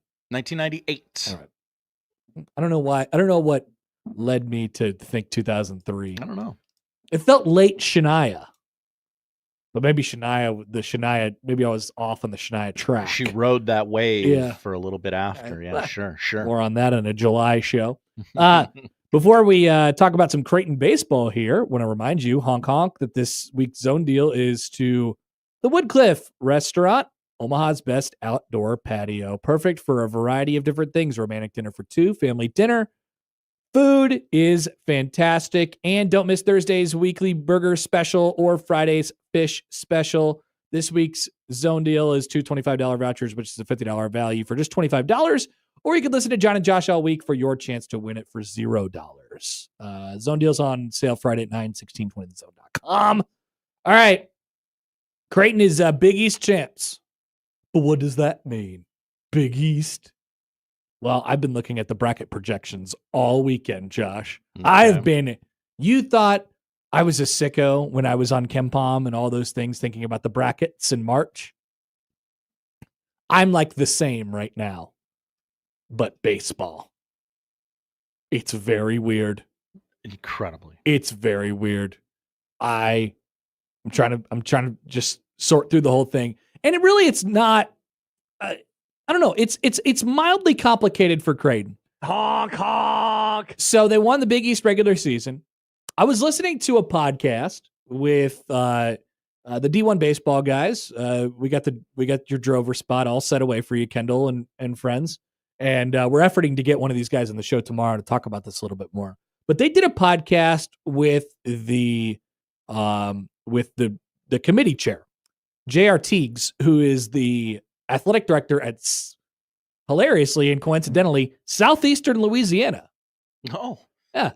Coming up a lot on this show. No comment on softball, but on baseball, he's been the committee chair for the last couple of years, and they asked him a variety of questions, just like you would with the committee chair. Hey, how do you sort between these two? What's weighed more? What's weighed less? And he specifically, and this is before this weekend, before the Georgetown series, before Creighton could say that they were Big East champions or co-Big East champions, whatever. But they're the one seed in the Big East tournament. This was recorded before the weekend, and he specifically brought up Creighton.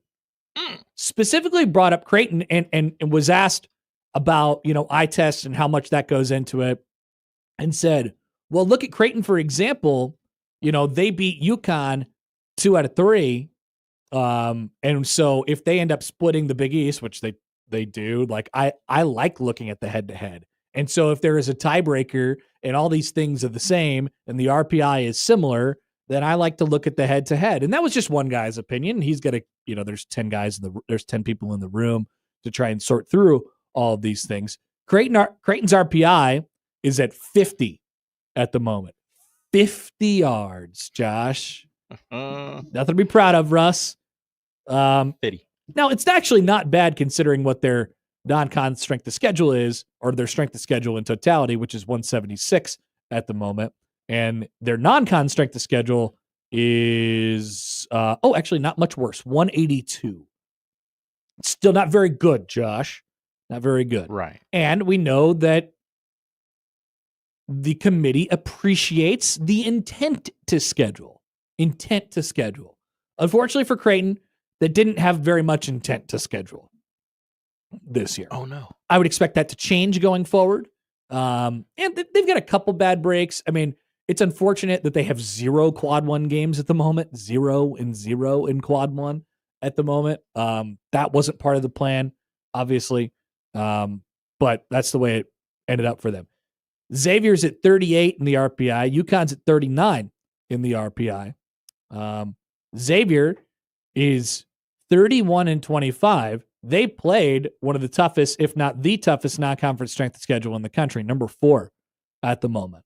But their problem was they hardly won any of the games that they played. They were swept by Vanderbilt. They were absolutely demolished by LSU. They were beat by Oregon State really pretty soundly twice. They won 2 games on the road at Stanford, who's a little down at the moment. They beat UConn and this is in the conference now. They beat Kentucky, and they beat UConn 2 out of 3, and then they lost to Creighton 2 out of 3. They lost to Penn State, by the way, 2 out of 3 this weekend as well, which didn't help their case.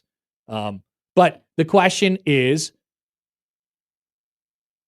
Xavier, a team who had the intent to schedule, against Creighton, who didn't, and Creighton's got a couple things going for them. By the way, text from the 402, how many games did Creighton win this weekend? They won 3, all of them. They won the Big East. They played 3. They played 3 and won each of those games. Okay. That is correct, Josh. That is right. So it's a fascinating discussion, in my opinion. And I think Creighton has a few things going for them, working for them, that may not apply to some other teams in the bubble. Taking the series from UConn and Xavier is probably the biggest thing that they have. And being able to say that they won the Big East regular season is a big deal. We're talking about Creighton, by the way, as an at-large team at the moment. Obviously, if they win the Big East tournament coming up this week, this will be a moot point. Just do that. I would recommend them. Me too. Just doing that. Me too. But they won the conference regular season, and they just so happened to play each of the 2 competitive teams in the league for the top 3, who are competitive for NCAA tournament spots at home, and took care of business. Won each of those series 2 games out of 3. Lost to UConn by 1 on a Friday, and lost to Xavier by 3 on a Sunday. Is that enough to make up for the super duper weak schedule? And make no mistake about it, it's weak. Is it enough to make up for it? You know, if you listen to enough people, you might think maybe. I do think, and Eric Sorensen brought this up on Twitter yesterday. I wonder how much the storyline of Ed's service plays into a conversation with Creighton. It's a sport where there's so much to look at, and a lot of people are parachuting in at the end, and so it's not covered inch to inch like football and basketball. People watching them all year long, and there are just going to be some unanswered questions that you might not get answers for in the immediate when you're trying to evaluate a team very quickly, as you are on Selection Monday in college baseball. And so you look at some bullet points. 30, however many wins, conference regular season champions, beat Xavier and UConn 2 out of 3. And they have a coach who is been around for a long time and has done a lot of great things and is on his way out. And that's sort of an interesting sort of storyline as well. I feel like at this moment they have a chance. They have a chance. As Josh said, it would behoove them to win each of their games, or win enough games to be conference tournament champions this week in Mason, Ohio. But the way I see it and the way that people talk about it, it's a really interesting case. And it's not like their RPI is horrible. It's 50. Right? 50 is not horrible. Not horrible. Not horrible. And we're talking about the last few spots in the NCAA tournament. And so if you look at all the bracketologies and whatever, there's only a few of them. But if you look at all of them, it's like, yeah, Creighton's one of the last 4 out or one of the last 4 in. They're going to get one of those 3 seeds, and they're probably going to end up if they get in, they're probably going to end up in Fayetteville or something like that. Man, which would be a ton of fun. Kansas is in that 2 seed discussion as well. That's the projection that I've seen out there. So once again, they have a chance to make it all moot this week with a conference tournament title, which, once again, would be the easy way to do things. But if you want to go the squeezy way, there might be a way. The squeezy way might work. You don't want to weasel your way in. No, you don't want to weasel your way in. That's true. But it just so happens, Josh, there's only so many conferences, and there's many non-conference tournament champs that get into the big dance. So, okay. Yeah, would you like when Arkansas doesn't win the SEC tournament this week? Is that a weasel? I mean, I don't think so. Feels pretty weaselly. I don't think so, in my opinion. By the way, I'm sorry I missed this. To the person who asked how many games did Creighton win this weekend, they follow up and say, I set you up perfectly to play the John Bishop 3, and you just missed it. Sorry. Yeah, they won all 3. So the magic number is now 0. 0. They won. And what do they get for their trouble? A daytime game at Prasco. Let's go. That's right. I tell you what, I think it worked out pretty well because I mean, out of the other 3 teams, that's obviously not you that's going to be in this tournament. I think they'd much rather play St. John's than Xavier and UConn at this point. Hopefully, I mean, the pitching is going to be tough all around, but I think if you win that first game, then you put yourself in an advantageous position. Obviously, not only because you're up 1-0 in the tournament, but also because I think Creighton's depth of pitching is better than anybody else's in the league. And if Creighton comes out of this pool, what who would they then play? Now it's amazing how they do it in the Big East. It's kind of crazy. There's not really pools at all. There's really just one pool. One pool? Yeah. Okay, yeah. Keep going. I don't know how this could be a tournament. So if they don't lose 2 games, if they become the only team to not lose 2 games, they win the whole conference. Okay. That's how the Big East has decided to do things. Interesting. Yes. I mean, we'll see how it works. We'll see. Roll the dice out there, see what happens. RDJ fan writes in. Hi, RDJ fan. Of the teams in the Big East tournament, how many did Creighton take the regular season series from? 3! That's right. They only lost two games combined. Win! Exactly. So I don't know. I think there's a chance. There's a chance to go the squeezy way, but you're going to want to go the easy way. If the easy way is just winning the conference tournament in general. Like I said, I think it's fascinating. And I can't, we'll see if we can get one of those D1 guys on tomorrow and talk about this a little bit further, but that's right. It's postseason college baseball time. Nebraska will have to win their pool and then the whole rest of the tournament. Wow. To get in. I know. Seems like you've really stacked the deck against the Big Red. Well, we'll talk about this a little bit later on, but it didn't work out well for Nebraska. It didn't? No. It did not. We'll tell you why. Okay. We'll tell you why a little bit later on. They made it, which is great. It did not work out well for them, though. We'll tell you why a little bit later on. We're back after this with the odd news coming up on 1620 The Zone.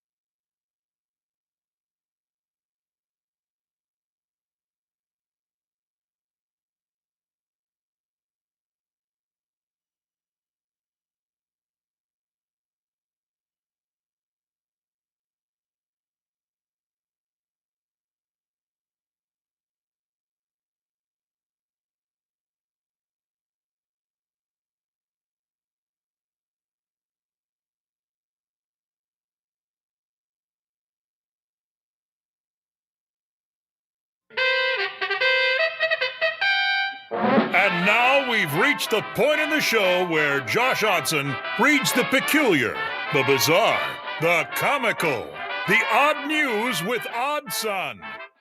Odd news, Odd Son. See what we did there? The odd news with Oddson. All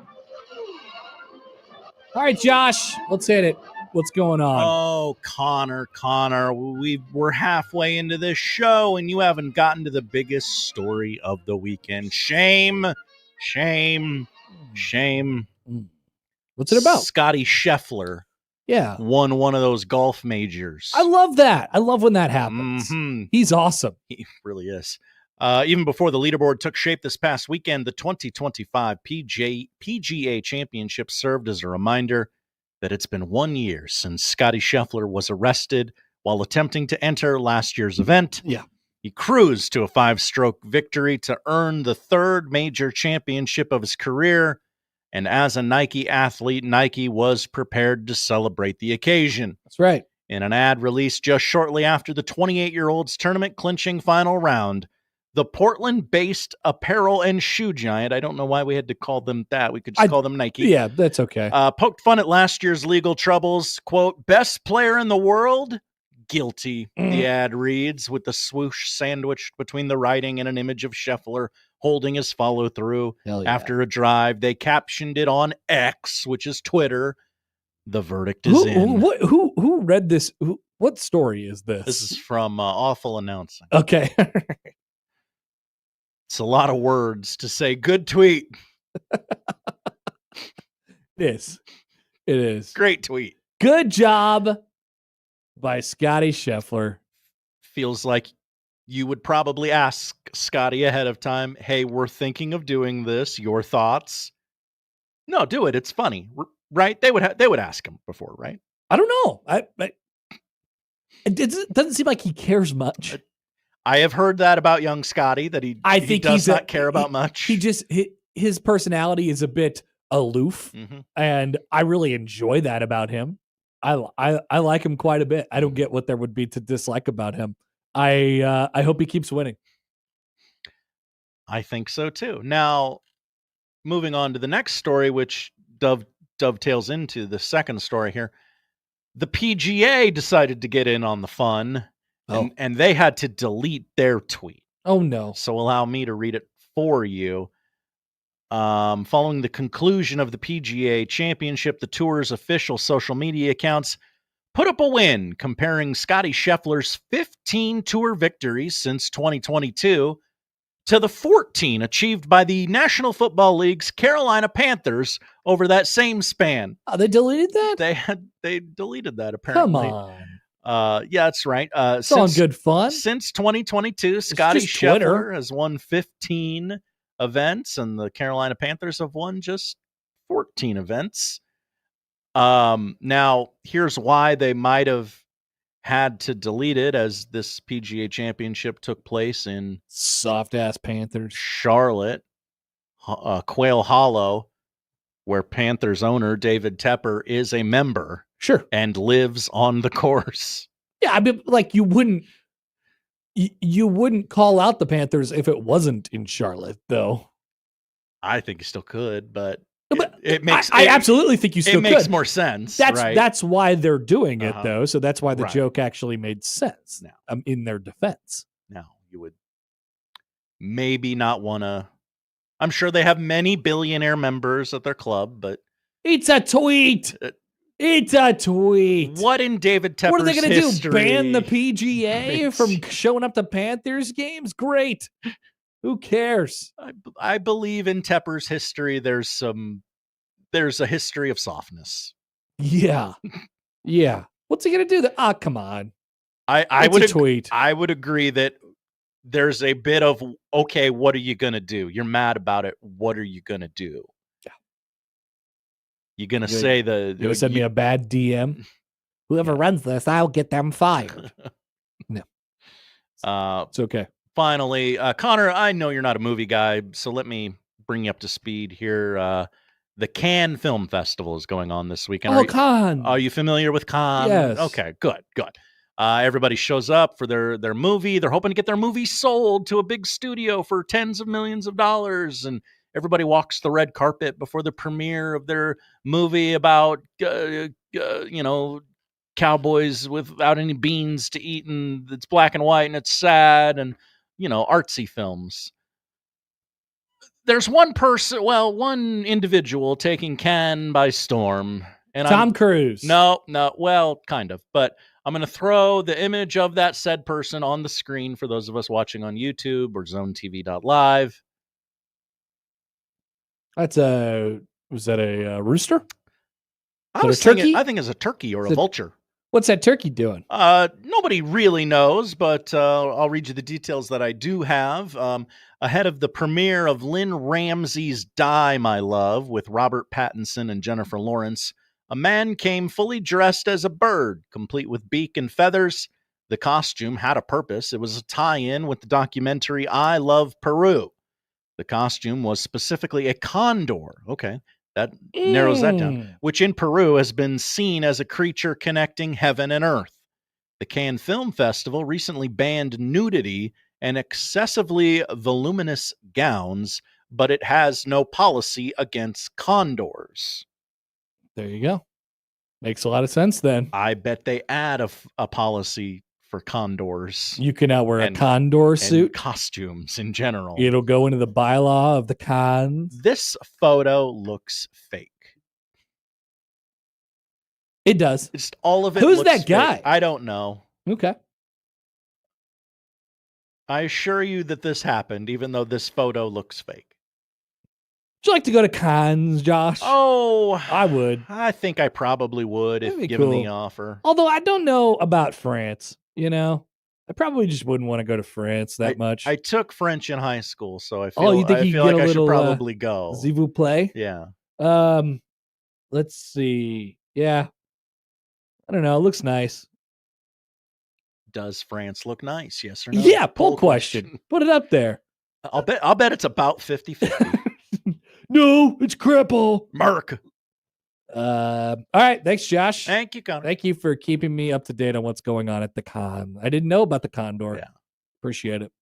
All right. We're back after this. Noon hour with the Connor Happer Show coming up on 1620 The Zone.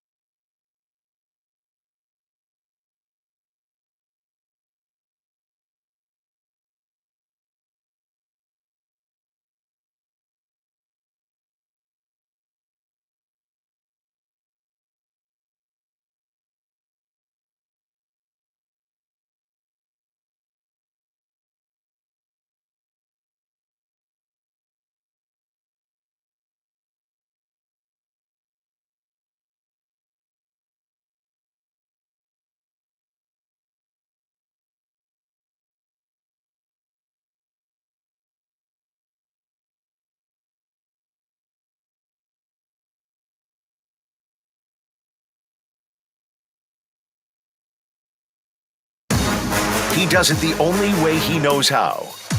With his massive sports brain sprinkled with a smidgen of rabble-rousing. Let's get back to the Connor Happer Show on 1620 The Zone. It's a lively conversation going on about France in our YouTube comments. That's good. We get the people talking. We'd love to see that. Hey, what do you think about France? And then all of a sudden, people have takes about France. Bam, France. Black Cat says Mason, Ohio, greater than France. Oh. We'll see. You'd pay a lot of money in France for stuff. They're not doing anything free in France. It's probably true. That's probably true. Good point. Are you saying things are inexpensive in Mason, Ohio?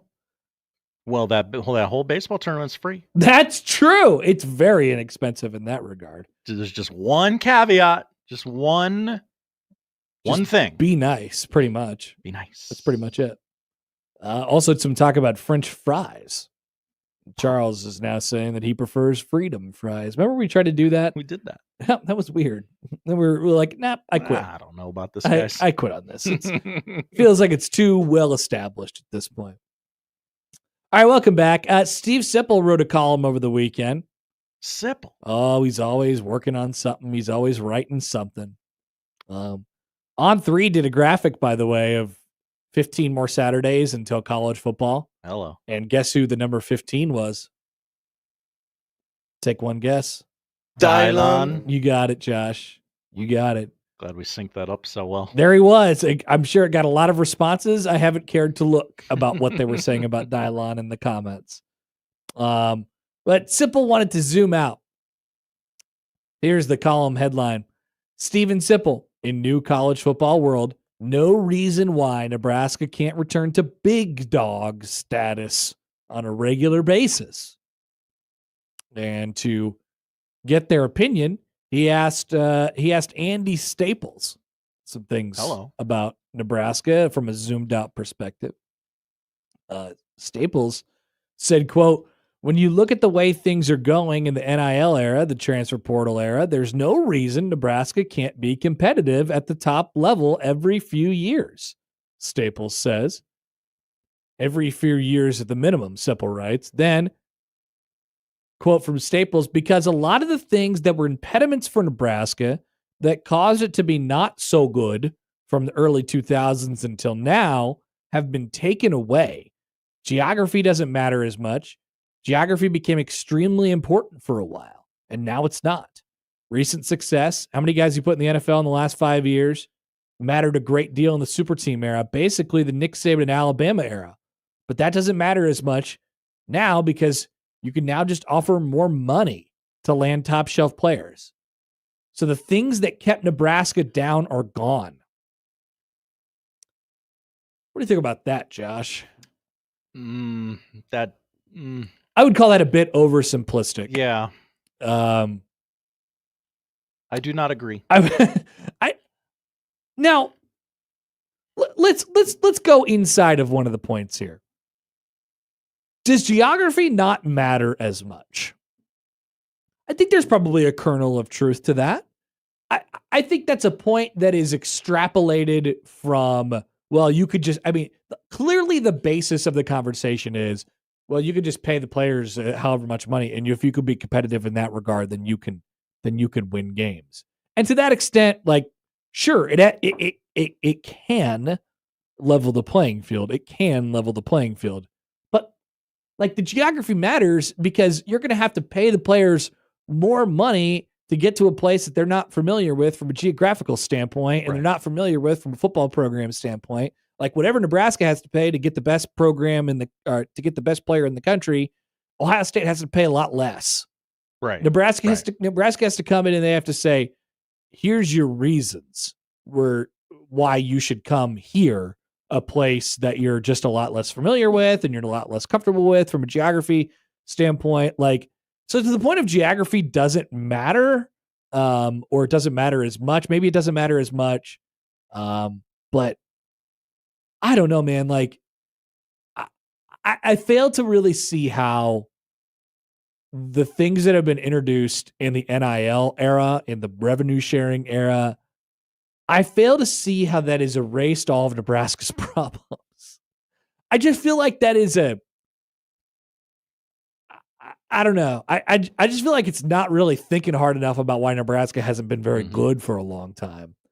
Sure, I mean there's an element where it's more it has been more difficult because of the uneven playing field in college football. Like, of course, and that playing field is now being leveled. But that's not why Nebraska hasn't been relevant. Nebraska hasn't been relevant because it has been good at football. Yeah, like. And you're like, well, Happer, why haven't they been good at football? Because they don't get very good players. Well, let's go a step further. Why haven't they got very good players? Because they haven't produced very many good players over the years. And so it comes down to a developmental part. Like, I think a big part of this is from, when I think about a primary reason why Nebraska hasn't been what they were in the 90s or whatever for the last 20 plus years, is because they have lacked institutional leadership, organizational leadership, stuff like that at the top from a football playing perspective, from the athletic department perspective, from the university perspective at times. Like, it's all touched Nebraska over the last 25 years. So I think it's way too simplistic to say, hey, now that the playing field is leveled out, that means everybody starts at zero and we just kind of build from there now. And the teams who invest the most money are going to win. I just think that is, and maybe that, maybe we should talk to Andy because maybe that's not what he's saying. But I just find that to be, overly optimistic. I've taken a lot of heat on the internet over the last week for saying that I don't think Nebraska will win a national championship again. And this is sort of like parallel to this conversation. I just fail to see how Nebraska's problems are gone because of the introduction of the fact that you could pay players. And yes, Nebraska is going to be one of the programs that they have a lot of support in that aspect. Yes. But Miami's still Miami. Like, it's still like, hey kids, you want to live in Miami for the next 4 years? Yeah, sure, coach. Nebraska will have to spend more money to create a program that is that is adjacent to the ballpark that they want to get into than a lot of the programs in that ballpark, in that neighborhood. They'll have to spend more money to get there. But that's not the place that they want to go. They want to spend they want their spending to be the rule always says, like, look at what Ohio State is doing, look at what Michigan is doing. Like, they're paying and what, like, Nebraska's staff is gigantic. And so there's no doubt about it. Troy Dannon has come in and he has spent money and he has emboldened his football coach to do so. It is very different than Matt Rule's previous boss. I think that is a plus for Nebraska football. I don't think it's a plus for Nebraska's athletic department per se, but I do think it's a plus for their football program because they're given, as long as you have a person in charge who has a really, steady plan and has an understanding of, what it takes to get to where they want to go. I just look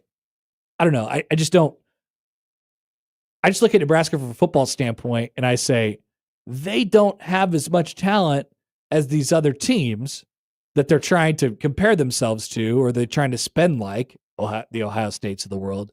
And it's not like paying them is going to close that gap.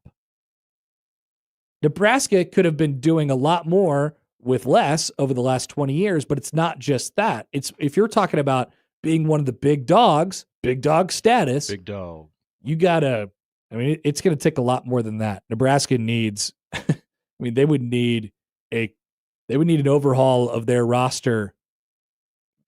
Like, Ohio State, 90% of their roster is in the blue chip rate. 90%. Nebraska's like, I don't know what they were. They didn't make the top 25 or 30. I think probably in like 25%, somewhere around there, maybe even less. It's a big gap, Josh. It's a big gap. Now, you don't have to be exactly that. You don't have to be exactly 90%. You don't have to be exactly what Ohio State is, but there's a long way to go. There's a long way to go. And I just don't see how the ability to pay the players makes that conversation easier. for Nebraska because everybody else has the ability to pay the players. You're going to have to overpay, but, that offer could be matched by someone else, right? Like, theoretically. Sure. $1 million to go to Columbus is probably 1.2, 1.5 to go to Lincoln, right? Or more. Yeah. You're gonna have to. I mean, I don't know what it's different for every person, right? And sometimes you're just at the mercy of what has, from a player perspective, what could fall into your lap. But I don't know, man. I read that and I thought, boy, I just feel like that is. I almost feel like it's like misleading in a way as to what is going to happen with college football now. I just like when we look at the power dynamic in college football, yes, of course, everything is shifted over to the SEC and the Big Ten. Yeah, it has. That'll continue. But it's not going to shift the power dynamics for the schools inside of there, in my opinion, because those schools are going to... I don't know why it would. The Ohio States of the world are going to want to stay on top, and they'll continue to spend that way. And there is a part of this is that it's all... And maybe this is the point. There's a part of this that is cyclical, and powers in college football, they come and they go, and it's depending on who your coach is, and, if some sort of scandal happens in your program, and everybody, at some point, you get replaced as the top dog in the sport, and your run is over. And so the hope is that Nebraska can position themselves to be the next team up when it gets to that point, but they're not even close to that at this moment. So yes, it is cyclical. And yes, it's possible that Nebraska can win. Like, I got a long email about this because we've been talking a lot about, or I've been talking a lot about, national championship. Can you win a national championship and stuff like that? I get a long email about this from our guy on Twitter, John Thune Sucks Nuts. That's his name. That's his name on Twitter. I don't know why I didn't say it on the podcast, but I said it on here multiple times.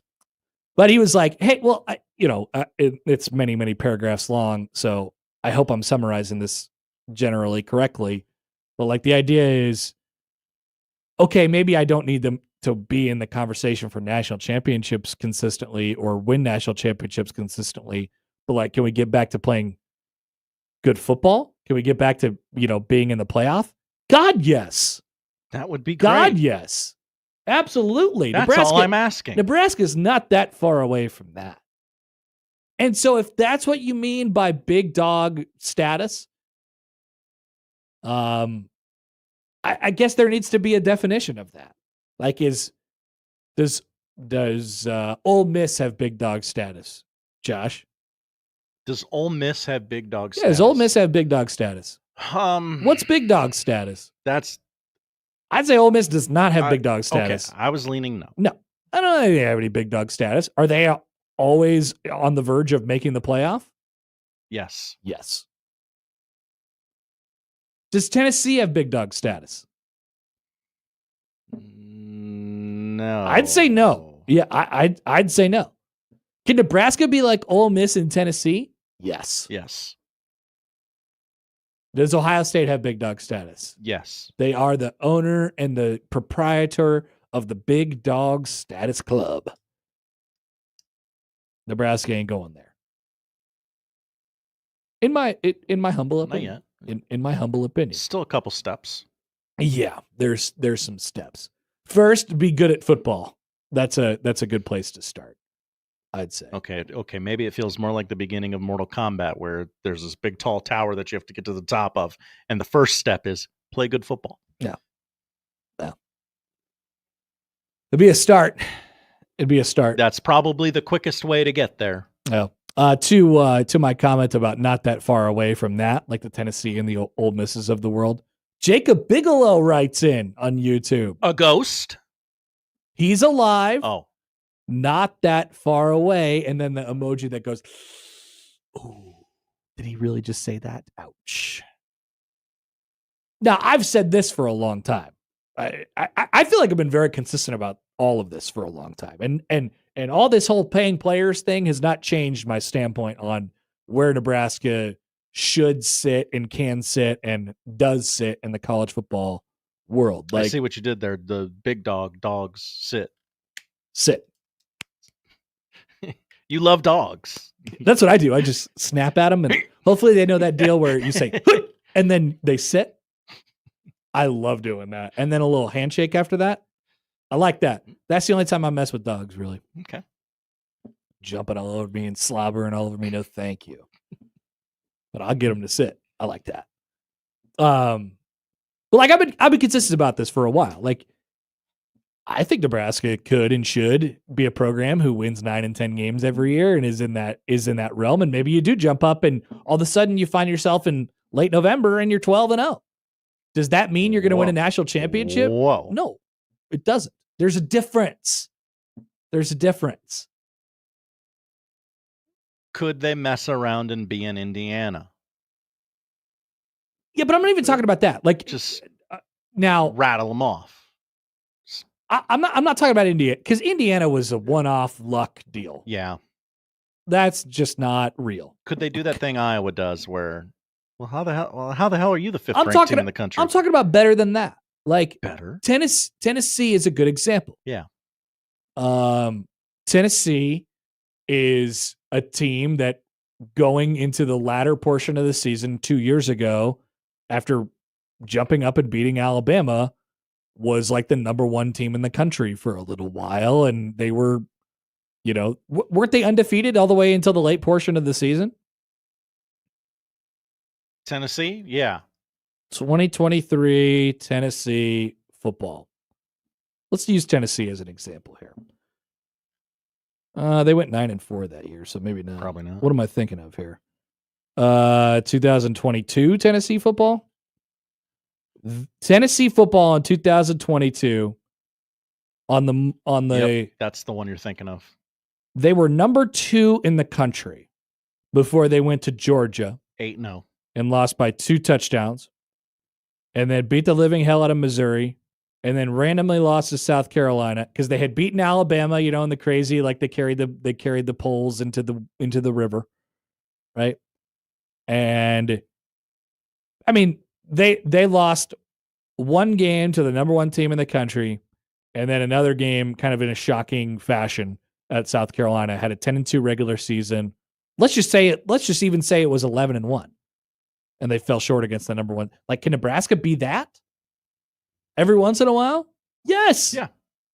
Yes. I think that's where they should strive to get to. I think that's a really nice settling point. Obviously, everybody wants more. And then when you get into that world, we're talking about very little details that make the difference between national champions and not national champions, or maybe not so much. Maybe it's just, they have better players and we couldn't hold up for 4 quarters. Ball game, end of story.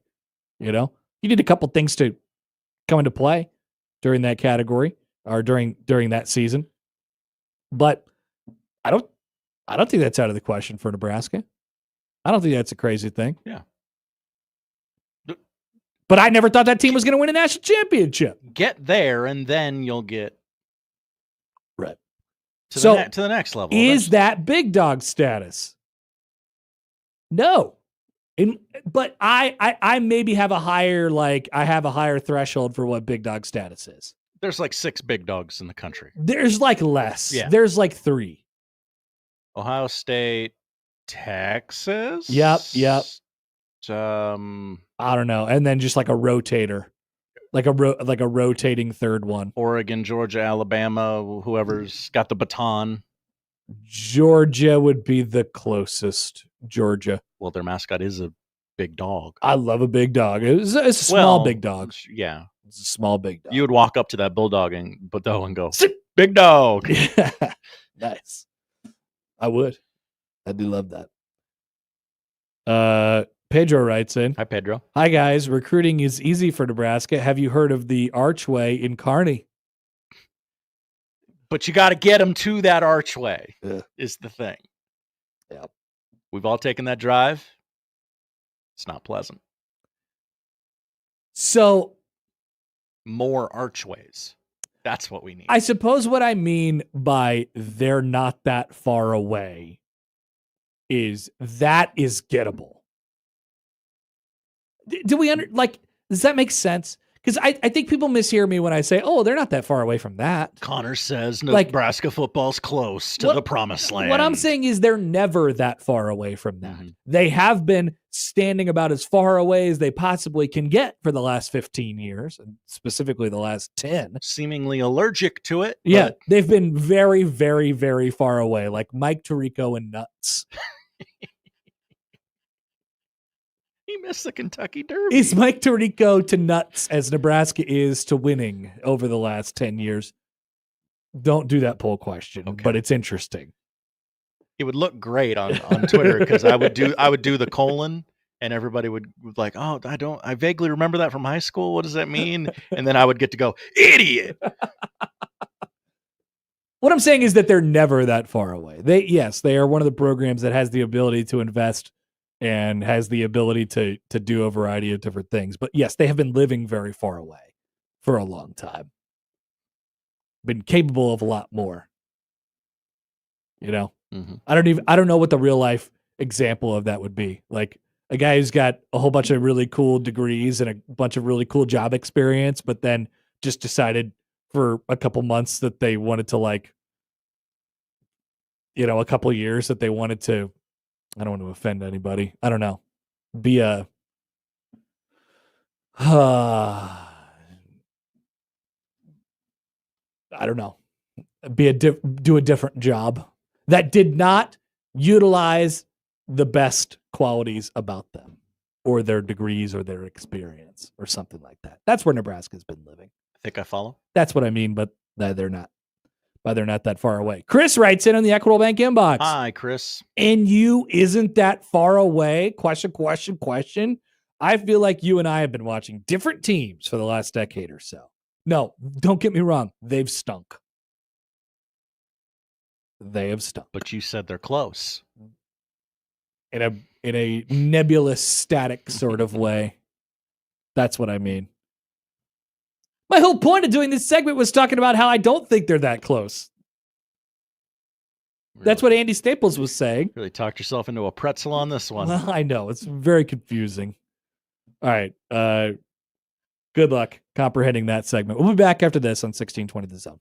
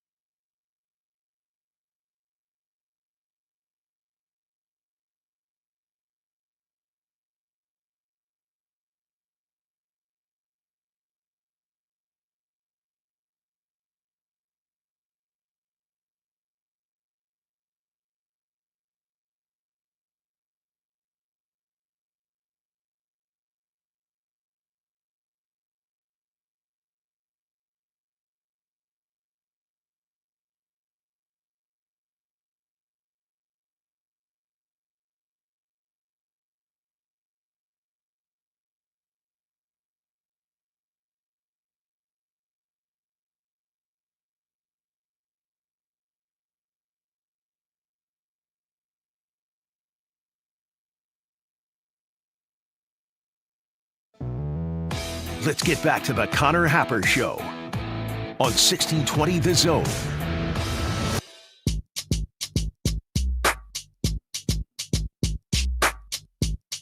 Big Ten baseball is coming to Omaha. Folks, are you ready for it? Catch the fever. Get ready.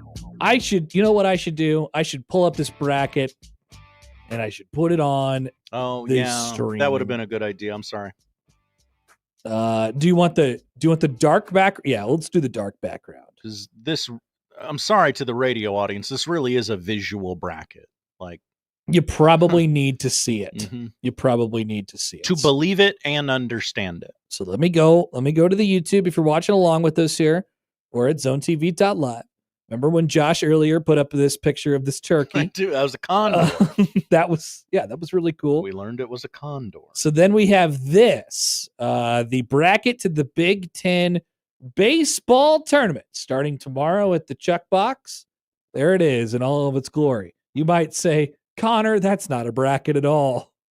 And well, that thing on the end there is a bracket. The thing when you get to about 75% through left to right, that turns into a bracket.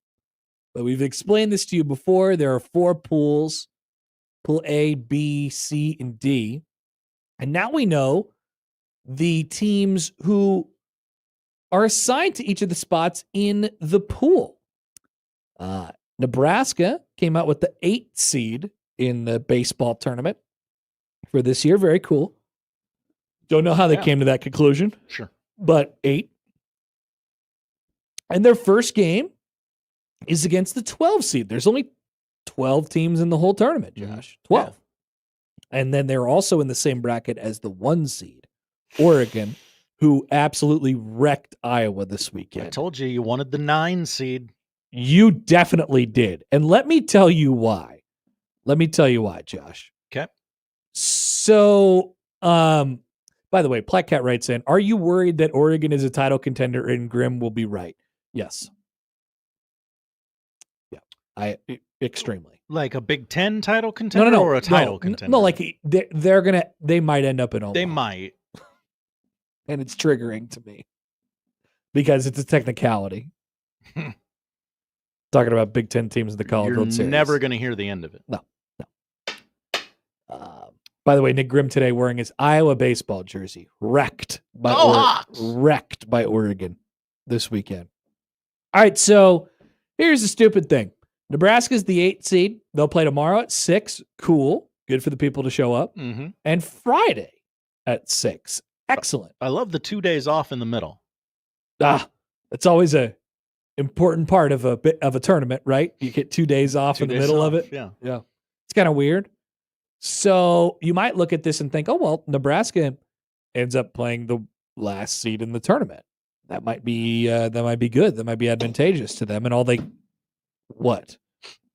I'm sorry. I was going to let you finish, but Headley with the comment of the day on YouTube. You can sponsor the comment of the day. Contact our sales department. Nice. This tourney format reminds me of what happens when I ask my wife what she wants for dinner. It's very confusing. It's very confusing. We go around and around and around, and we just pick something. It doesn't matter what. It's very confusing. So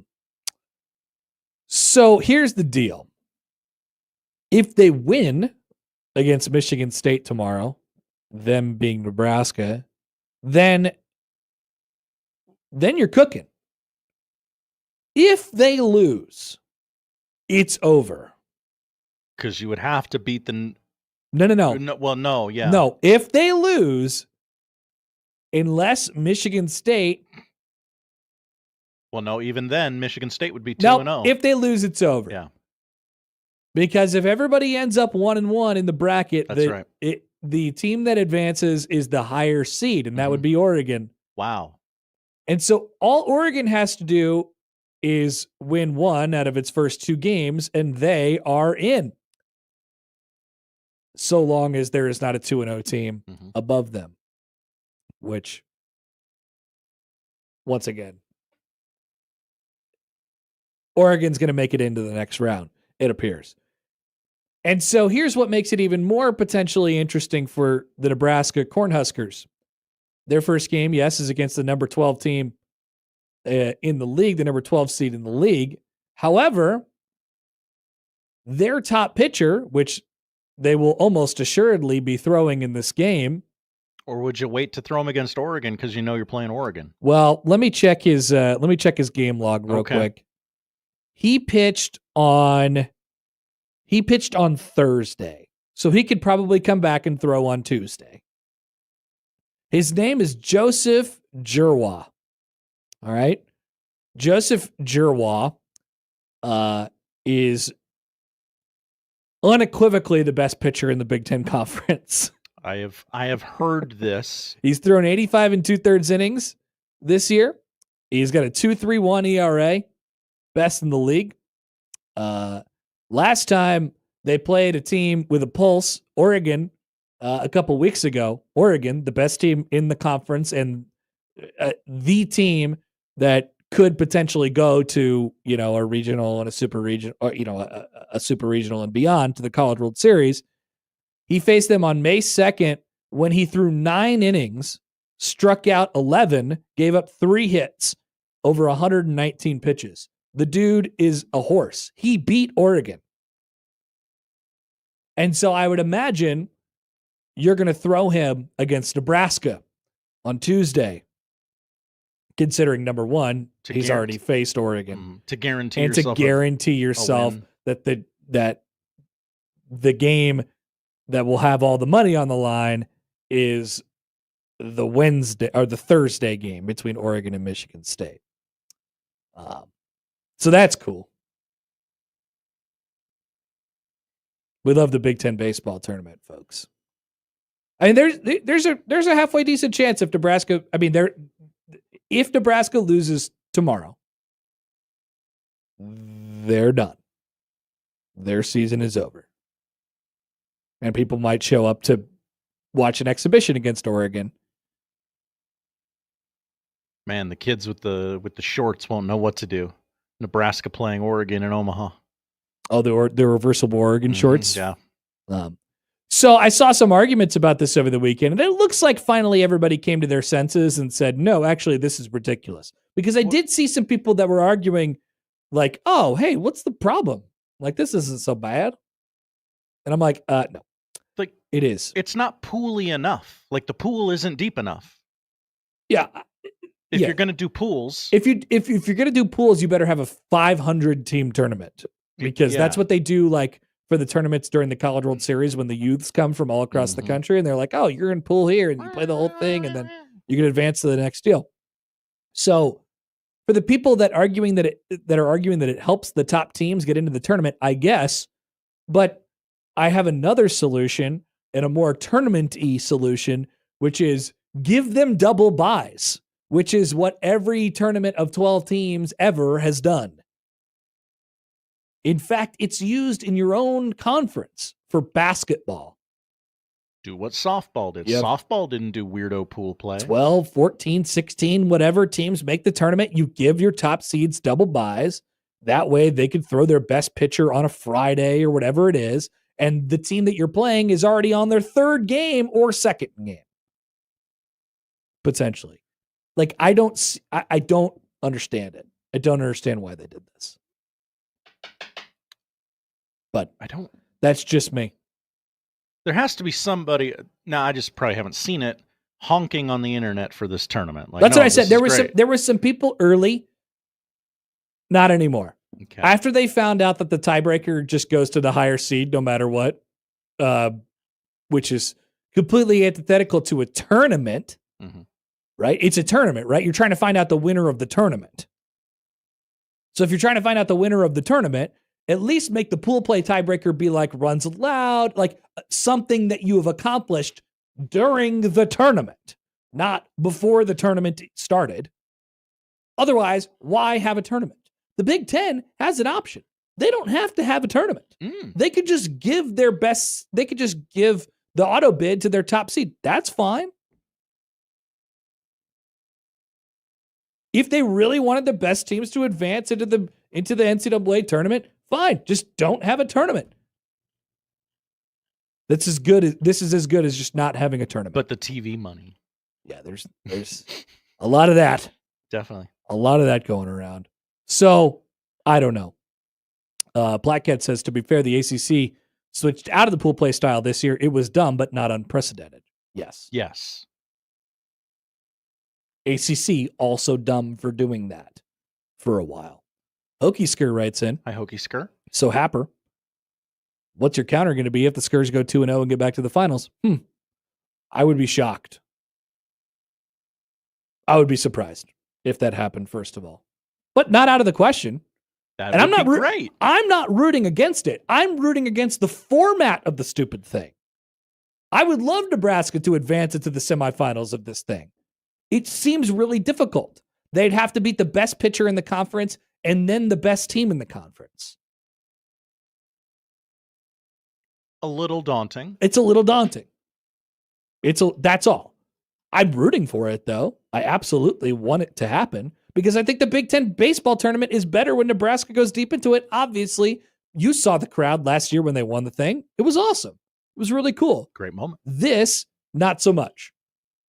Because in the 2 days in the middle of the smack dab in the middle of this thing, when Nebraska's not playing Wednesday and Thursday, I don't know how many people are going to be here. And if you play a game on Friday after you've lost potentially on Tuesday and the Friday game doesn't actually matter, then there's also not going to be very many people at that game either. But if you do beat the Jerwa guy tomorrow, if Nebraska beats Joseph Jerwa tomorrow, goes 1-0 in the tournament, that Friday night 6:00 game against Oregon is going to be huge.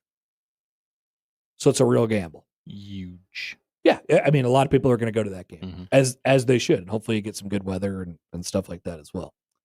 A couple from the text line here.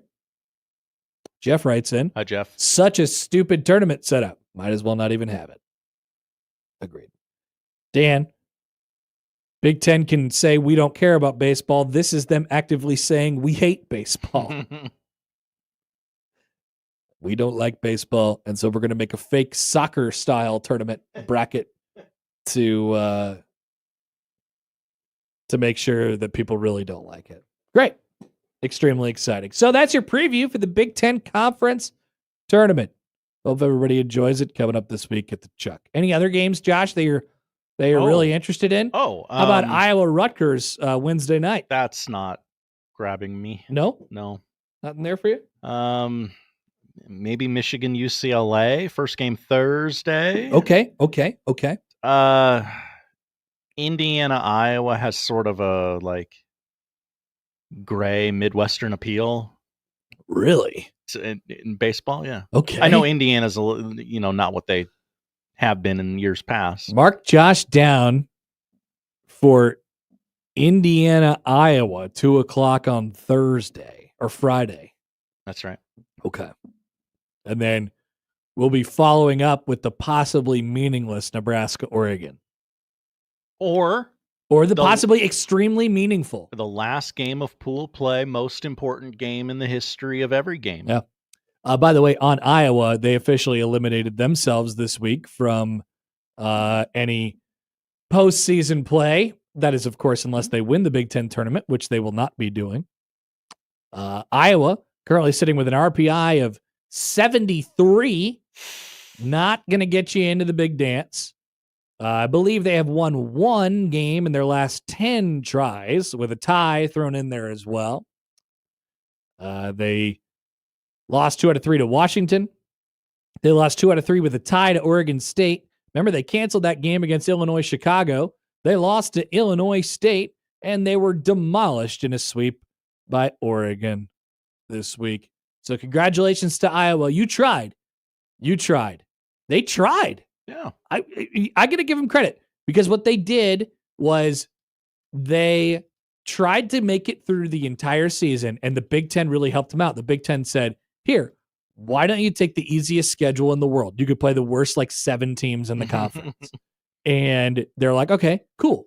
And then they'll not schedule anybody in the non-con, rack up a couple wins there, but you do have to play Oregon at the end of the year. And they're like, all right, let's throw in this Oregon State series. So maybe we can sneak it in there where it's not a home series for us. But they're a nomadic team who needs games. It's a neutral site. So we'll kind of take advantage of this. So it's a neutral site and then lose all those games or tie the one as well. They almost made it. They almost made it undaunted all the way until the end. But unfortunately for Iowa, they will not be dancing. They will not be going anywhere after the week in Omaha. Unless, of course, they win the Big Ten tournament, which I don't believe they're going to do. So congratulations to them. I mean, they might get out of that pool. You think Iowa's going to get out of their pool? They might. Indiana and Rutgers. I mean, they did earn themselves the 3 seed. The way I see it, Josh, there is no difference between a team like Iowa and a team like Nebraska. Totally agree. Yeah, Iowa's not any better than Nebraska. Remember, Nebraska had to play out there, and their whole team was sick, puking all over the bus and stuff. I ate the pizza everywhere that weekend. Yeah, so I don't think there's much of a difference. And I don't know. I wouldn't take Iowa to get out of their pool anyway. So they almost snuck one by us, but not so fast, Iowa. All right, we're back after this on 1620 The Zone. He gives you the latest sports news, analysis, and commentary in a clean, concise, and disease-free way. See there? What a relief. Thank God. Wonderful. It's the Connor Happer Show on 1620 The Zone.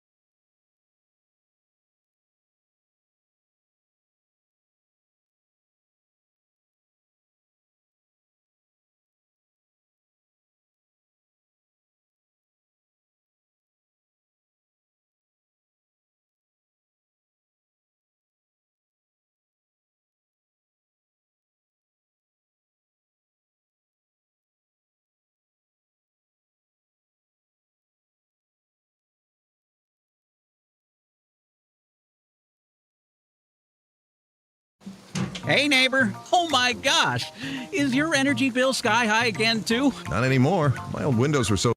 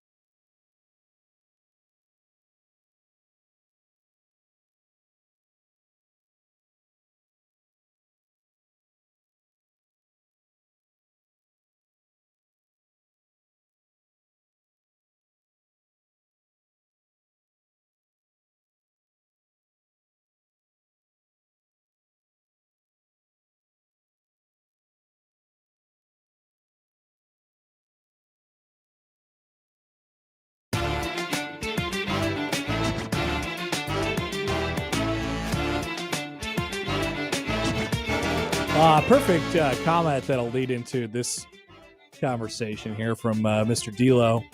Hi, D'Lo. A few minutes ago.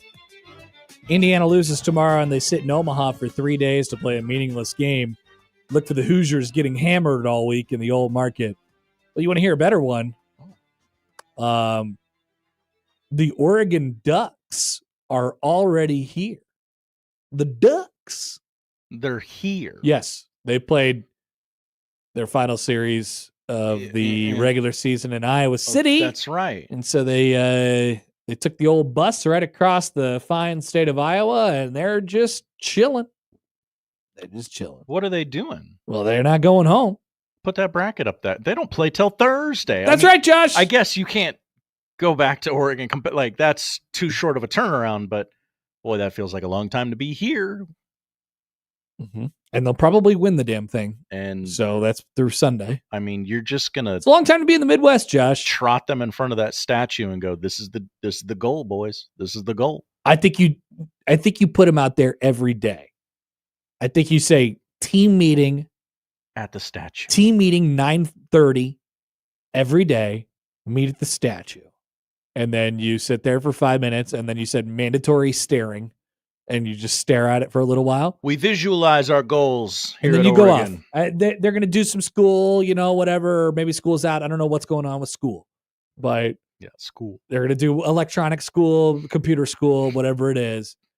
But 9:30 every day, you meet at the statue, and we stare at it for 5 minutes as a team. And then you can go to Ted Wally's or whatever, downtown. Coneflower right there. A lot of good options for you, ice cream-wise. That's right. I don't know why Oregon's into ice cream, but there's a lot of options for you downtown. So they'll be here. Hello to any of the Oregon Ducks who have found us this week. Quack quack, Mr. Ducksworth. So if you do see a college-age gentleman around town wearing reversible Oregon shorts that it looks like he got from Shields, maybe he didn't get it from Shields. Maybe he's an Oregon baseball player. And got them from Phil Knight himself. And Phil Knight hand-delivered them. These were my shorts.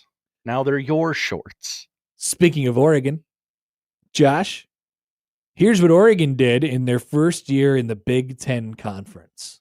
Okay. It's almost over. The NCAA baseball tournament is still to come. The NCAA softball tournament is still going on, in which Oregon has made a super regional. People forget. In Oregon's first year in the Big Ten, they won conference championships in the following sports.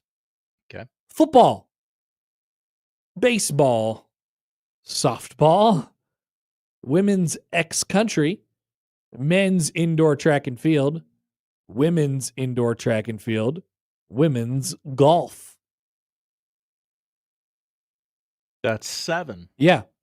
Now, 3 of those were big. That seems like a lot. It does. I got to be honest with you. That seems like a lot.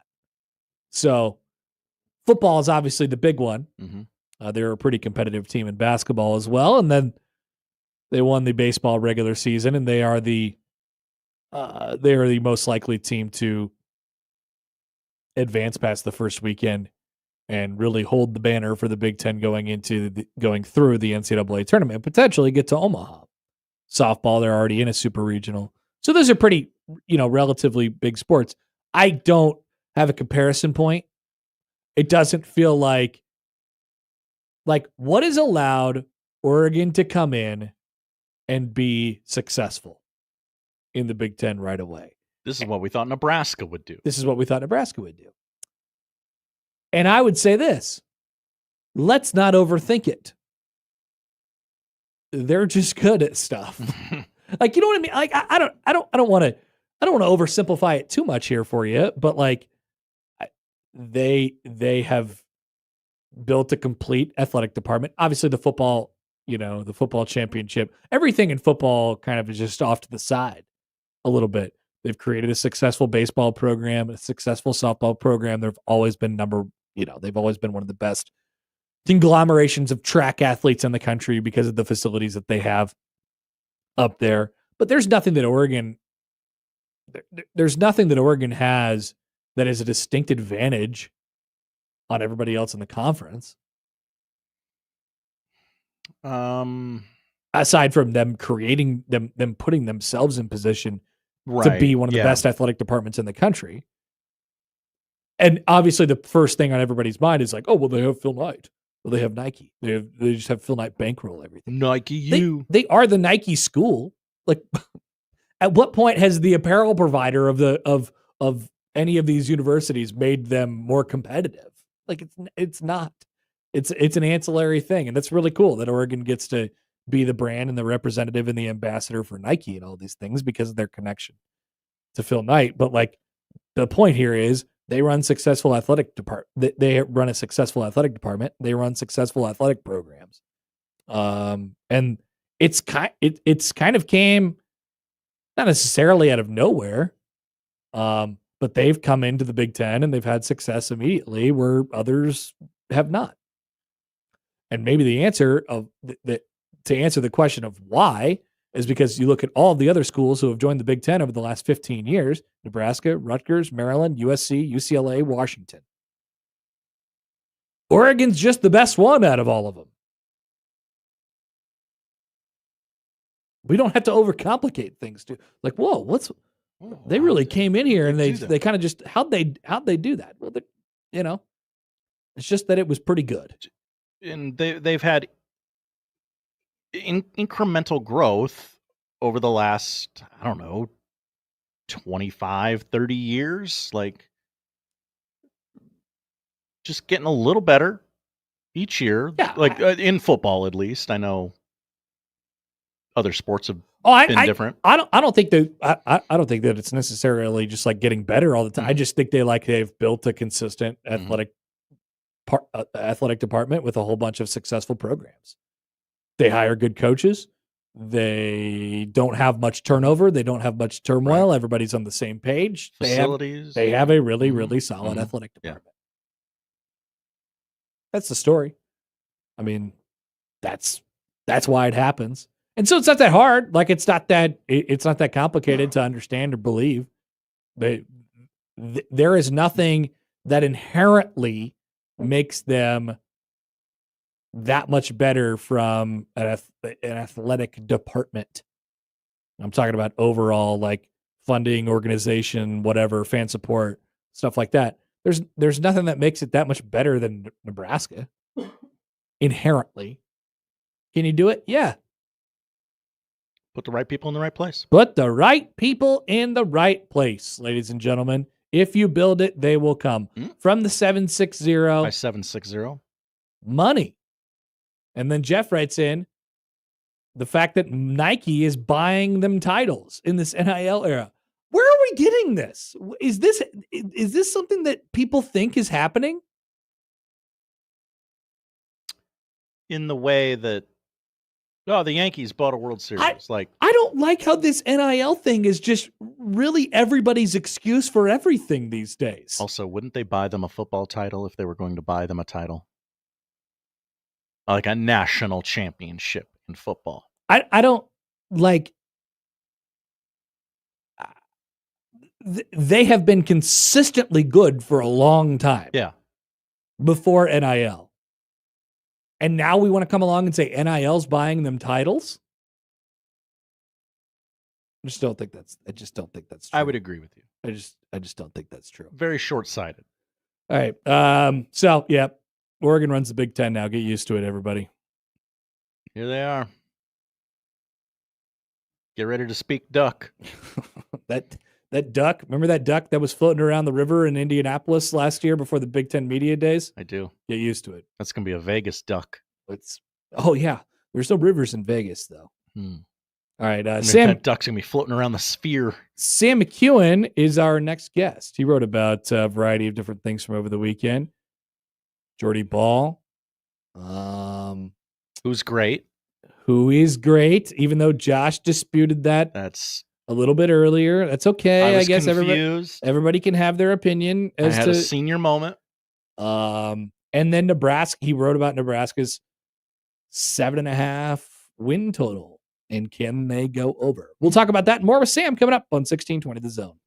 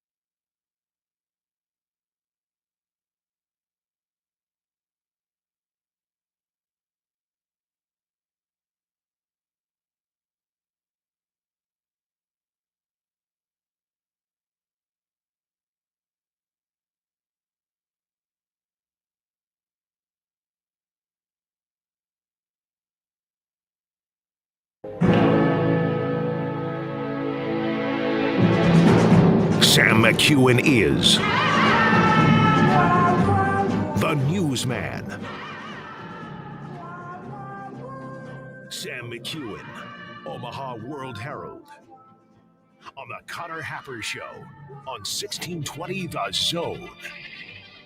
A lot going on this weekend in and around the metro area.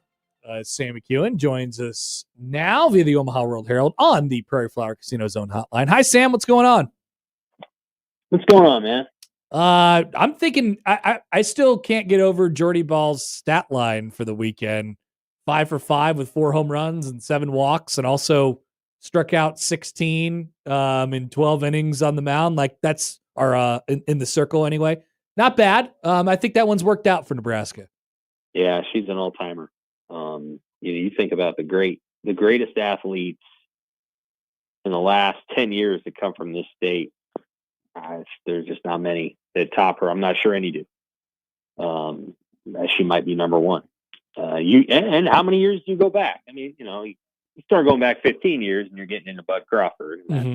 That's probably a new tier, but she's one of the great athletes in this state's history already. And, who knows how far she can take it. If they win this weekend, they go to the Women's College World Series, they're probably playing the best team they're going to play in the first game they play. So, anything is possible. When you have the best player in softball on your team, you got a shot. And you got a shot to do the whole thing. And they hit home runs. So they do 2 things that you got to do. They hit homers, and Jordy Ball strikes people out. Now pitching depth is maybe an issue there, but they do 2 things that, man, you got to do to win big in softball. And they do it. Is there it seems like what we've seen, and they didn't run into the best of the competition this weekend, but it's still in the regional round. It's in the NCAA tournament. Like it feels like for her, and this is a consistent through line with the great ones. They kind of go up a level and they say, everybody get on my back when it's postseason time. And so far, that report is very clean on Jordy Ball as well. Would you expect much of the same this weekend? I think they're going to face better pitching this weekend. You can't avoid Tennessee, right? So they didn't have to face LSU. Now, for what it's worth, LSU didn't have great pitching, and that was part of their weakness. So there's some debate. Here's a really good example, Connor, of how LSU is probably not a better team than Nebraska. But what LSU was, is they were in the SEC. And so, you're able to build a resume that says that you're the 7th best team in the country. When, I listened to interviews last week that the softball coach did with T-Bob Hebert. Oh, yeah. I think it's Bobby Hebert's son, I think. And she was like, the one team I didn't want to see come was Nebraska. They knew, and nobody really wants to face Nebraska. But the reality is when you're in the Big Ten, and let's say you play 3 games and you lose one of them, you're still really good, but you lost one Big Ten game, and that hurts you. Yeah, it right? kills you. So again, if you're talking just big time stakes, 2 out of 3, I'll take Nebraska against almost any team in the country. And that's why I love their chances this weekend. I'm not saying they're going to win. I do think it could go 3, and it's just going to be a battle. But Nebraska's got a chance, and we'll see how it goes. I'm really intrigued to see how it all shakes out. I think Nebraska's got a real chance of winning that series. We were just talking a little bit about Oregon as an addition to the league, and they just got done winning the baseball championship, and then they're the number 1 seed of the tournament this week in Omaha, so people will get to see it firsthand, and maybe they'll end up going deep into the NCAA tournament, maybe even back in Omaha in a few weeks. But from a more global standpoint, from Oregon as an athletic department coming into this league, having win a lot of championships and winning the football championship and the baseball championship in its first year, and having a pretty good basketball team as well. Is there a big picture takeaway from that for you, just on how these West Coast teams have come through and what they've done sort of to the conference through now a whole academic year through? Well, yeah, I think in football, I'm not stunned. I thought maybe they'd lose a game or two along the way. But the Big Ten, the way it was structured this year and the teams they played and where they played them, I do think Oregon will have a tougher test in football this year. We'll see in the other sports. I think it's going to take a little bit of time and see kind of how it all plays out with some of these Olympic sports. How good are they going to be in volleyball now that their coach, moved to Kansas? How good are they going to be in baseball over time? That'll be worth watching. Obviously, Oregon baseball is awful good, so they did a real nice job. The softball program will remain resilient. Oregon's a big-time athletic department. It is the flagship school for Nike, and Nike puts a lot of money into it. And they do a nice job of funding the facilities there for people who have been to Eugene. Lovely city. Wouldn't necessarily call it, the most incredible, campus you've ever been to. It's not a big city. It's not real close to big city. It's about 2.5 hours away from Portland and many more hours away from San Francisco. So Nike has done a lot of the success.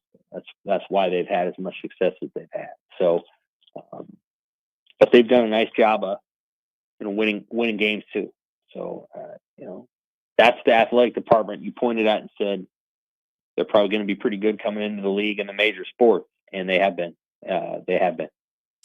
Sam, you wrote about the win totals kind of popping out last week, and I mean, first the takeaway, if you're looking at it from a more Big Ten, centric sort of standpoint, you look at that middle class that you wrote about, all those teams that are sitting at the 8.5, 7.5, 6.5 win range in the conference. It's gigantic, and Nebraska's right shuffled in that mix, and a lot of it is schedule and who you play and where you play them and all that stuff. Like, do you find it fascinating? I mean, clearly you wrote about it. I mean, that Nebraska's sort of in that mix, even though from a winning standpoint, what they've done over the last several years has not matched up to some of the schools that they're in the same category as. Oh, no question. I think this is going to be such a fun year to follow Big Ten football. It's high on my list for sure. Because it just feels like there's so many different storylines coming into this season, so many different ones, and the middle class of the Big Ten is one of them, because somebody in that group is going to elevate. Now, it could be Michigan. Michigan has an 8.5 over-run. But it could be Illinois. It could be Iowa. It could be Nebraska. And from here on out, every single year you've got sort of an elevated story. It's going to be more and more intriguing. And so, I'm absolutely fascinated by not only the short-term conversation, but the long-term one. Like, what does this thing look, longitudinally? And, I think good coaches coach for the long term. Even, short term is important, and you need to have a season where things kick over. But what you really want to do is create a program culture that creates a high floor. And then from that high floor, you can touch the ceiling. Yep. And so, Nebraska's still trying to get to that high floor. Iowa's already there. Some other programs are trying to get a higher floor too. So I'm intrigued to watch that over time. Again, it's a 1-year conversation. It's a 5-year conversation. It's a 10-year conversation. Somebody in that middle class is going to join Ohio State, Oregon, Penn State, and Michigan. I just don't know who. And Nebraska absolutely wants to be that team. Is there is there one that looks more like, because you've poured over all the schedules by this point. I know Illinois fancies itself as the team. They're probably looking at, or Illinois fans, I suppose, they're looking at that 7.5 and thinking, well, we just did that in plenty last year, and we feel like we're going to be even better. So why is our win total at 7.5? Like, I don't know. How do you feel about that team? And then, I suppose in the context of the rest of it going into this year. Yeah, that's interesting, right? So, like, when you look at the win totals, I am surprised to see Indiana at 8.5 and Illinois at 7.5. I really am. Yeah. To me, I'd go under on the first and over on the second. Yeah, you'd almost flip them, right? You would. But Indiana added a lot more transfers again, and they're going to go that route. And so they've put some talent in their program. And I think most of the people around that program think their quarterback's going to be just as good as Curtis Rourke was. And so we'll see. Indiana's schedule's not brutal. I think Illinois has probably the most favorable schedule. But as I look at Indiana's schedule coming into this season, they've been bad for a long time. So I'm not going to sit here and say Indiana deserved to get beat up 3 years ago when they made these schedules out. But they got to go to Oregon, they got to go to Penn State, but some of the other games in there are pretty manageable. But now, all that said, they got Oregon and Penn State. They got a joke of a non-conference schedule. It is a joke. A joke. It's Old Dominion, Kennesaw State, and Indiana State. And so Indiana has fully and wholeheartedly embraced the idea of not playing anybody at all before they go into Big Ten play. So, we'll see how it all shakes out. Indiana to me looks like a 7-5 ball club, but maybe they will overperform that expectation. How do you, when you're thinking about it over like you said, over a 5-year, stretch, and you're planning for the long term, how do you factor in these, what will inevitably be, as you just sort of talked about, obviously it happened with Indiana last year, the super unbalanced schedules where, 1 year you might not be a 10-win team, but you're going to have 10 wins because of what the schedule gives you. Or you might be closer to a 10-win team, but you only end up with 6 because of what the schedule sort of gave you. Like, how do you factor that into the conversation? The wins are the wins, and the results are the results. But I think over a long period of time, don't you still find out the answer to ultimately who these teams are? Yeah, and Indiana hammered a lot of the teams that were put in front of them. So Indiana can only play the teams they play, and they go and they beat UCLA handily, and they beat Washington handily, and they did what they did, and they pummeled Nebraska. They pummeled them. And so, Indiana deserves that much. Whatever. I do feel like the schedules are a little imbalanced, and they're going to have to figure out a way to adjust for that. But for the most part, Indiana's going to get it eventually. And again, they're playing at Iowa, Penn State, and Oregon this year. That's not a joke, right? Those are hard games. Those are full houses. Those are tough football games. So I don't want to make it seem like Indiana's got it easy. Those are good. Those are tough games. I think it's going to even out over time, but you kind of got to watch it and see where it's going to be. I think it all kind of bears out in the end. There might be some teams with slightly easier schedules than others, but if you're a really good team, you can overcome a tough schedule. Back in 21, Nebraska was not able to do that. Obviously, they go to Michigan State, they play Michigan and Ohio State at home. They go to Minnesota. They played a bunch of 9-win teams and they didn't beat any of them. Now, granted, was it a hard schedule? Yeah, it was. On the flip side of the coin, did Nebraska not beat any of those teams? No, they didn't. So, you got to keep that in mind too. Sam, what do you think about Nebraska baseball's chances this week in Omaha? Pretty good. I think they've got to find a way to win that first one against the pretty good Michigan State pitcher. If he comes out and pitches really well, then, if Nebraska loses that, then they're pretty much done. They're pretty much eliminated. So that'll be important. Michigan State's got one guy. This is the guy, and you got to go beat him. I understand why Michigan State's throwing him. They don't have much of a choice either. So yeah, you got to get that win under your belt and then go from there. No question. Yeah. 2-1. You win 2-1. Now I don't know what Oregon's going to do. Oregon is probably going to get a regional. I don't think winning the Big Ten championship is going to get them a super regional. So where are they at? I don't know. Does Oregon throw its best pitchers? They probably do. On Friday night, Oregon probably throws its best guy because they want to keep him in a rhythm, and they're going to pitch 1 week later. So they'll play Thursday and Friday, I think. They will. So they'll probably throw their best guy against Michigan State on Thursday. Would be my guess. Maybe it's possible. Again, they don't need this to make the NCAA tournament. Right. And so they don't need to win the Big Ten to make the NCAA tournament. I don't think they need to win the Big Ten to get a regional. I think they're going to get that either way. And so, it becomes a question of, do you want to keep your Friday night starter on rhythm and just pitch him Friday night because what the hell, and pitch somebody else on Thursday night? Or do you want to start with your Friday night pitcher on Thursday night and get him an extra day of rest which you probably can do.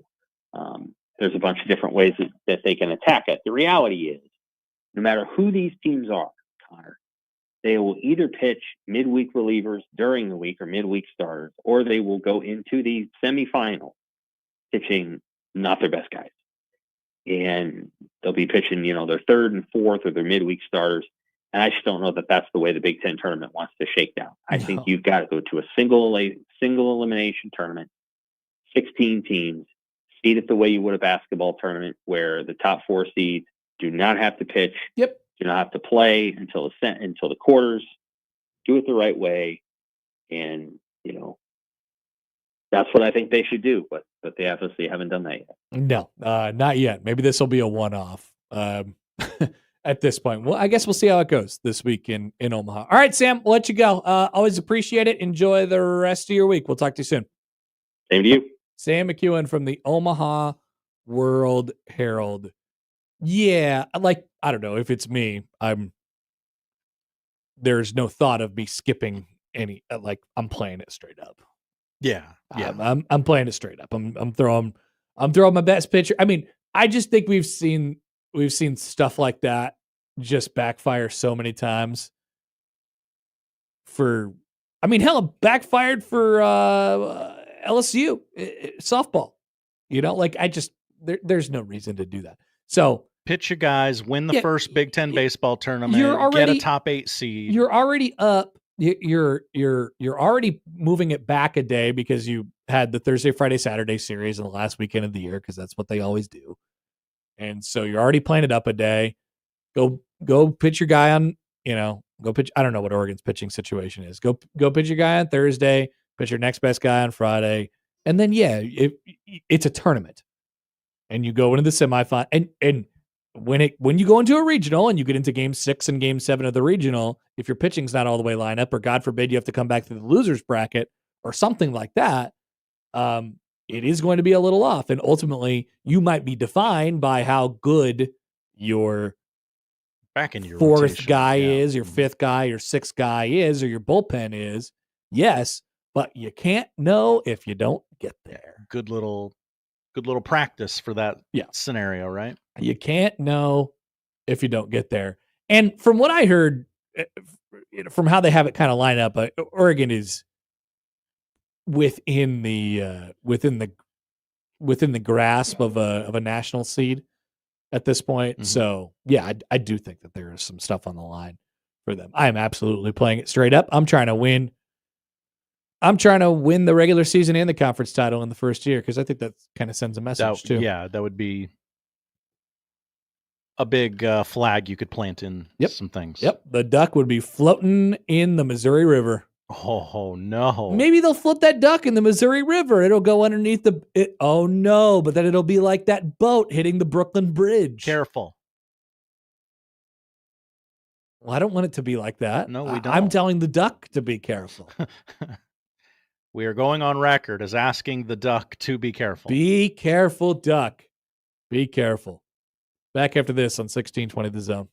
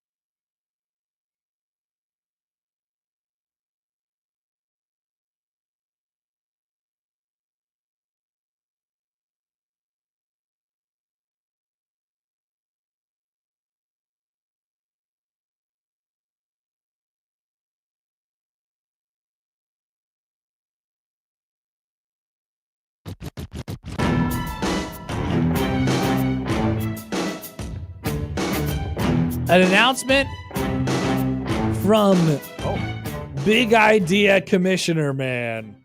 What's his idea this time? It could literally be anything, Connor. He has so many big ideas. This is from the Big 12 Conference, home of Big Idea Commissioner Man. I'm kind of terrified. Who just got a big extension, by the way, last week. They love his big ideas. Although he is not quoted in the press release. This is just a... Think they went around him? Yeah, maybe this isn't Big Idea Commissioner Man's idea after all. Anyway, what's that guy's name again? Brett Yormark? Yormark, that's it. Thank you. I was struggling for it there for a second. He's not quoted in the press release, but the Big 12 would like to share the news with you that they are taking their baseball tournament starting next season to Surprise, Arizona. Where in Arizona? Surprise! I'd like to know ahead of time. It's a surprise. Oh. Surprise, Arizona. Spring training home of the Kansas City Royals and the Texas Rangers, of course. Oh, hello. That's right. Where this year it is located at the regular season home of the Texas Rangers.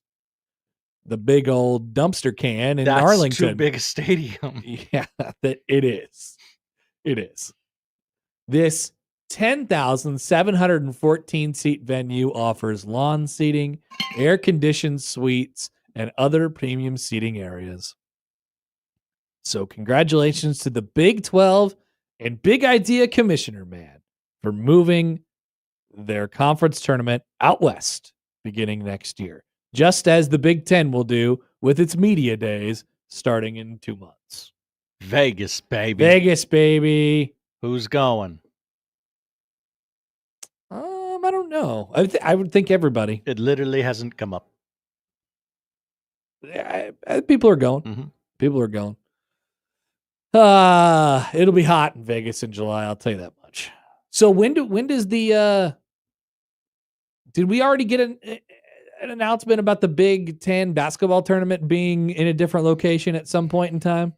Yeah, it may have gone in one ear and out the other for me. Yeah, we were very excited. It's coming to Vegas at some point. Is right? it? It's doing one of those loops that it does. Oh, it's doing a loop-de-loop? A loop. It's going places.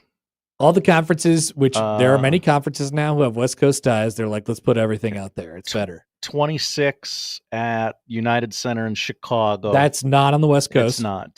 27 at where the Pacers play, where the Caitlin Clarks play. It's also not on the West Coast. Gainbridge Fieldhouse. 2028 T-Mobile Arena in, that's right, Paradise, Nevada. It's Vegas. T-Mobile Arena, that's the home of the Las Vegas Golden Knights. That's right, in Paradise, Nevada. Yeah. Kenneth writes in. Hi, Kenneth. Speaking of spring training in the Kansas City Royals, ... Did you guys see the new Storm Chasers player? Yeah, I did. We have seen this. We have heard about this. Yeah, I did. And Connor affected real change in the world by demanding the Omaha Royals call up Jac Caglianone to Omaha Royals AAA. don't exist. Thank you. The Kansas City Royals. Oh, did I say Omaha Royals? You did, but I'm I would sorry. like them to come back. I like the Omaha when Royals. they do that. I like when they do that too. I know it's expensive. They wore those jerseys once over the weekend, I think, the That's throwbacks. Right. Back in stock in the gift shop, by the way. Oh, really? Did you go out there this weekend? The Storm Front. I'm sorry, not the gift shop. No, I saw a post on social. Whoa. Well, you are going out to Warner Park this afternoon. I am. I'm going to sit there and watch it rain. And if there's some baseball being played, I will looks call lovely that. outside. It does not look lovely outside. It looks playable. Looks like a lovely day for baseball to me. Anyway, Cags is coming to town. And he's coming to your city. Except for not this week. Yeah, he's going to warm up in Salt Lake this week so that he's ready for you in Omaha. Next week, Jac Caglianone will be playing for the Omaha Storm Chasers at Warner Park. So let's go ahead and just make sure we're on this right now. We'll take a look at the schedule just so we can have everything done. They don't play on Memorial Day next week. They don't play on Monday.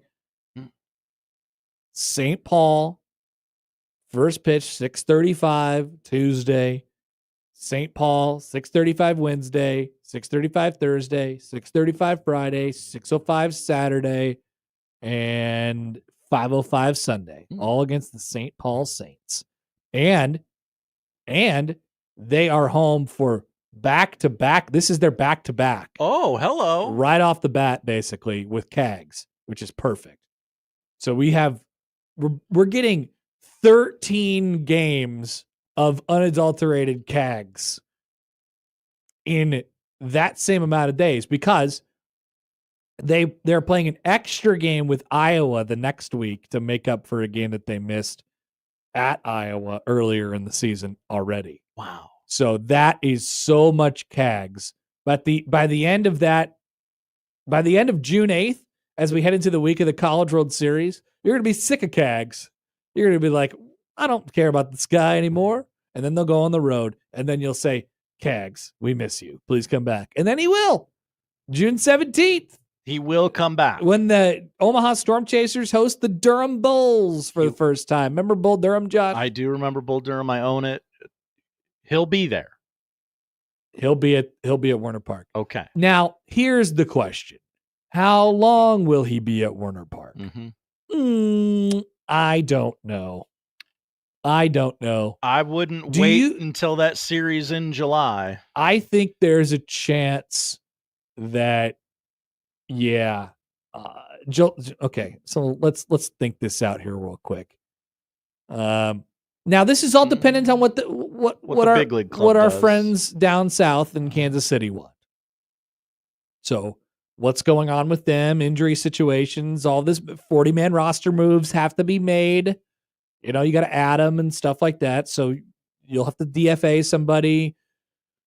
Could he, is there potentially a move for Hunter Renfroe being made like today? You know, we'll see. So there's some pluses and minuses that you have to do here. I don't think he'll play for the Storm Chasers. I don't think he'll play for the Storm Chasers to the end of the season. I'll say that. And I think he's going up before September. Okay. So should we put a date on it? Yeah, that might be fun. I think that Cags. Now I have to go to the Royal schedule just to confirm some things here. So to confirm some theories, Mr. Cags, if everything is healthy and everything is on schedule, I think Jac Caglianone will make his major league debut on July 25th. Did I take your date? You took my date. I was going to go first home game after the All-Star break. Well, that's what I did. Oh my gosh, I could see Jac Caglianone. And you'll see Cags there too. Oh wow. That's right. Takes on the Braves the series after that. Then I'll go July 18th, first game after the What if it's in June? What if it's in May? I don't know. Then somebody has gotten hurt. The Royals cannot get hits.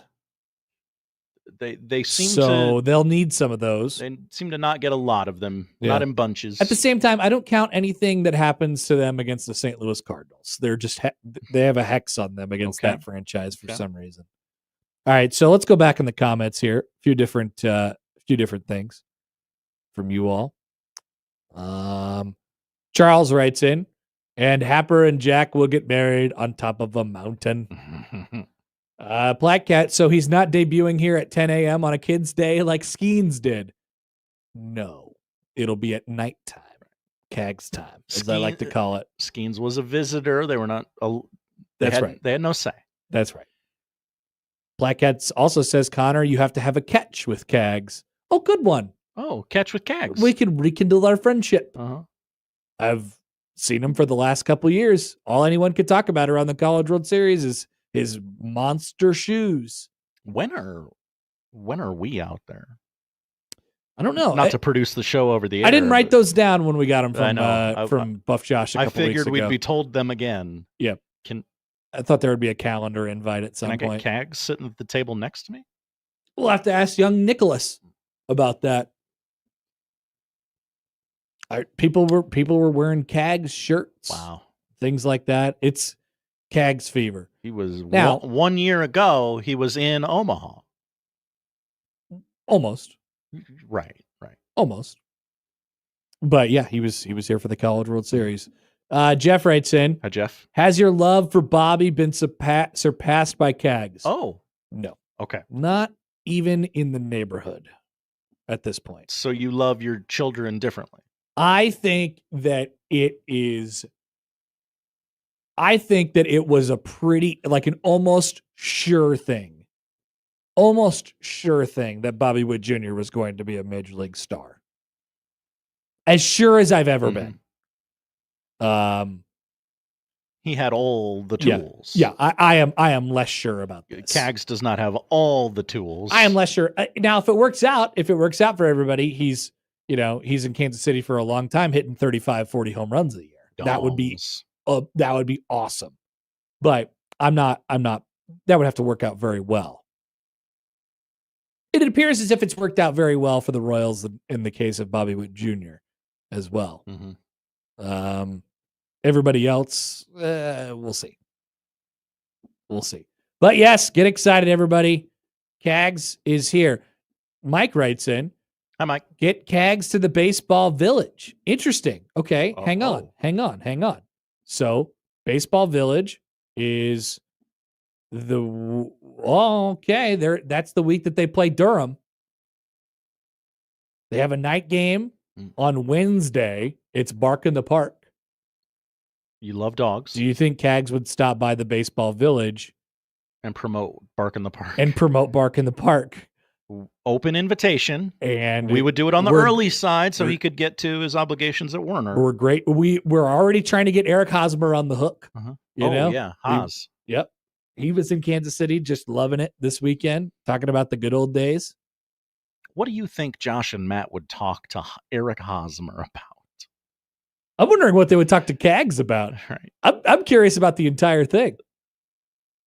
Just Josh asking, who are you? If Eric Hosmer and Jac Caglianone show up to the baseball village and I'm not there, I would be triggered. I'd be mad about that. I'd be angry. You've invited all these people to the village. I know. And you yourself have said, I'm too busy for the village. I am too important. That would be my nightmare. So do you want me to text you if this happens? Like a phoner you don't care about. I missed him on the phone. No big maybe deal. we can get him to come inside, and then we could not have him go to the baseball village and just hang out with me inside of the baseball park. And we'll just pot that up. Yeah. Now that's an idea. Now I would need you to do several reads around the interview. I got that. Okay. I got that. That's for sure. All right. Cags got the call. Get in line now for Jac Caglianone at the Omaha Baseball Village. I cannot wait to see how many home runs he hits at that ballpark. It's going to be a lot of fun. Just need that humidity to tick up a little Even bit. MJ Melendez is hitting home runs at that ballpark now. What's his average? Surely it's great. I haven't looked in a couple days. Okay. But he's hitting a little bit. He's hitting a little bit now. little bit. A walk-off home run is good, Josh. That is good. Walk-off home run is good. I believe his average starts with a 0. No, it can't anymore, right? No, he's got to be. Okay. He's got to be above that now, right? Well, now we all have to look. No, it starts with a 1. Okay. And the second number is an 8. Oh. And then a 0. Well, that's great. 180. Much better than something that starts with a 0, Josh. Okay. Don't be such a hater. I have dyslexia, and I read it as 081. Please don't make fun of me. 180. All right. We'll have more baseball and baseball reaction, overreaction tomorrow. Yes. But also one more baseball thing. So did you see that ESPN was promoting that they were going to have Juan Soto mic'd up during the game? They had that rolled out Wednesday.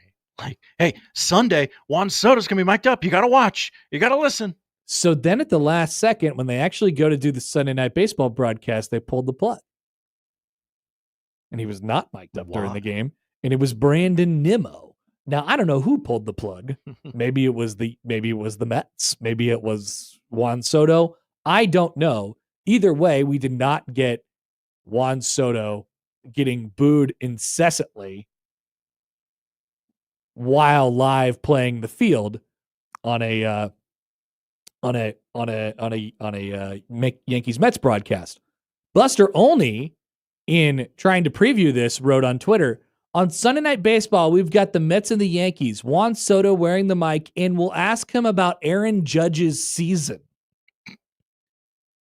How do you think the Mets fans took that one, Josh? Why are you asking him Yankees questions? Perfect. He's a Met. So, and then I saw this as far as the mic'd up. This is from at Red Sox Stats. It's a pretty good Twitter account outside of just Red Sox Stats. So Brandon Nimmo ended up getting mic'd up, and people actually kind of enjoyed it. So Red Sox Stats tweeted this out. Fun fact. Players get $10,000 for wearing a two-way mic on national TV for one inning during the regular season. $15,000 for an inning during the playoffs.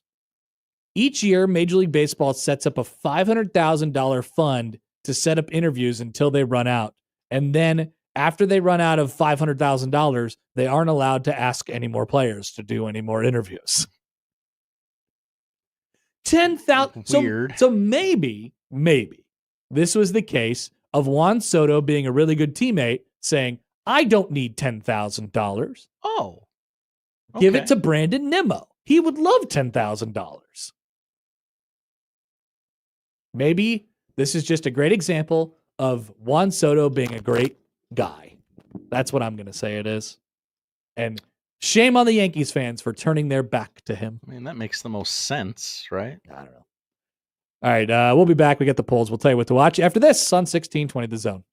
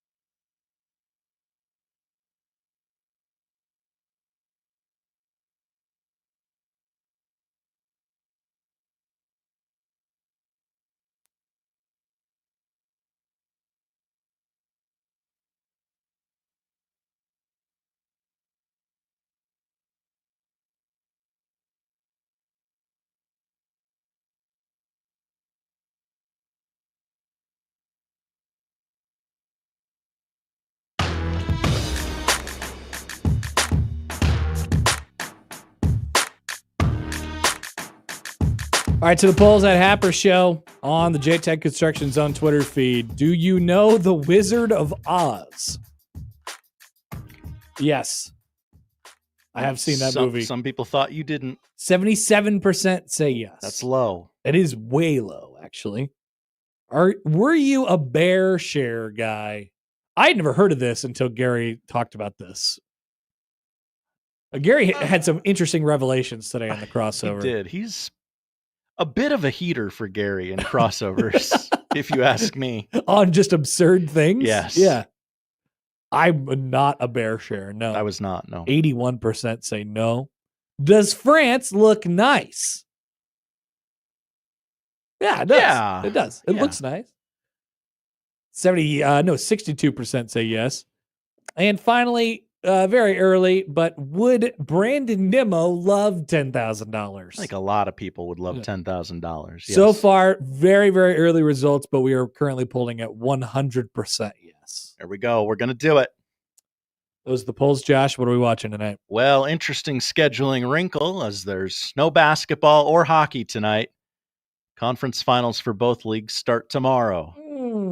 That leaves us with the WNBA. Oh, yes, Caitlin Clark. No, Seattle at Dallas. Oh, who plays for those teams? Paige Beckers. All right. She had 10 points in her debut. Let's see if she can. Is she on Seattle or do Dallas? Better. She's on Dallas, of course. Remember, Dallas got the number 1 pick in the WNBA and the NBA. 7 p.m. on NBA TV is where you can find that one. Looking at the Seattle roster here, we got a couple. They're rebuilding. We got Skylar Diggins. Mm-hmm. We got You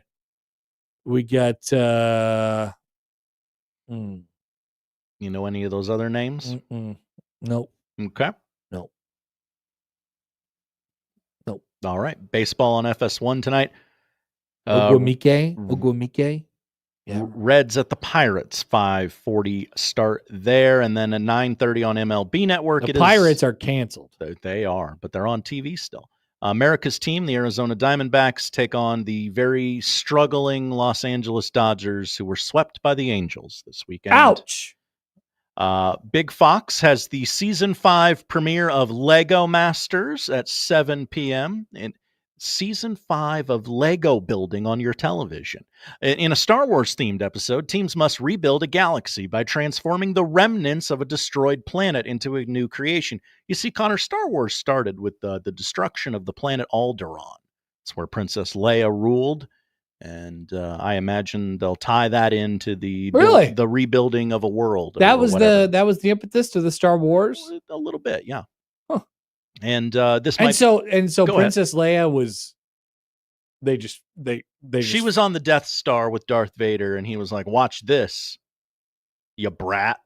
I'm gonna blow up your planet." What'd you think? She was like, "Oh, how could you do that?" She was pretty pissed. Rude, yeah. So then what happened to Princess Leia? She went on a journey of finding herself, her inner strength. No kidding. And kissed her brother. Whoa! Princess. Jeez. 7 o'clock on NBC. That's a good bit. Me just describing Star Wars to you. That's really good. I had no idea. The season 27 finale of The Voice. This is The Voice. Who will become the 27th mega celebrity to win The Voice? The final 5 artists, 5 finalists, really that's too many, perform in front of the coaches. Michael Bublé and Maroon 5 take the stage. Wow. That's right. The showcase of this is not the 5 finalists. It is Maroon 5 and Michael Bublé. But specifically Michael Bublé. Yes. Thanks, Josh. Thank you, Connor. We love television, don't we, folks? It's a great night for it. That's what we're watching. That's the show. If you missed anything, 1620thezone.com is where you can find it. Quick congratulations to us. We did not talk about any presidents on this show at all. No, is it President's Day? No, we didn't talk about any presidents at all. Okay. Crossover's coming up next.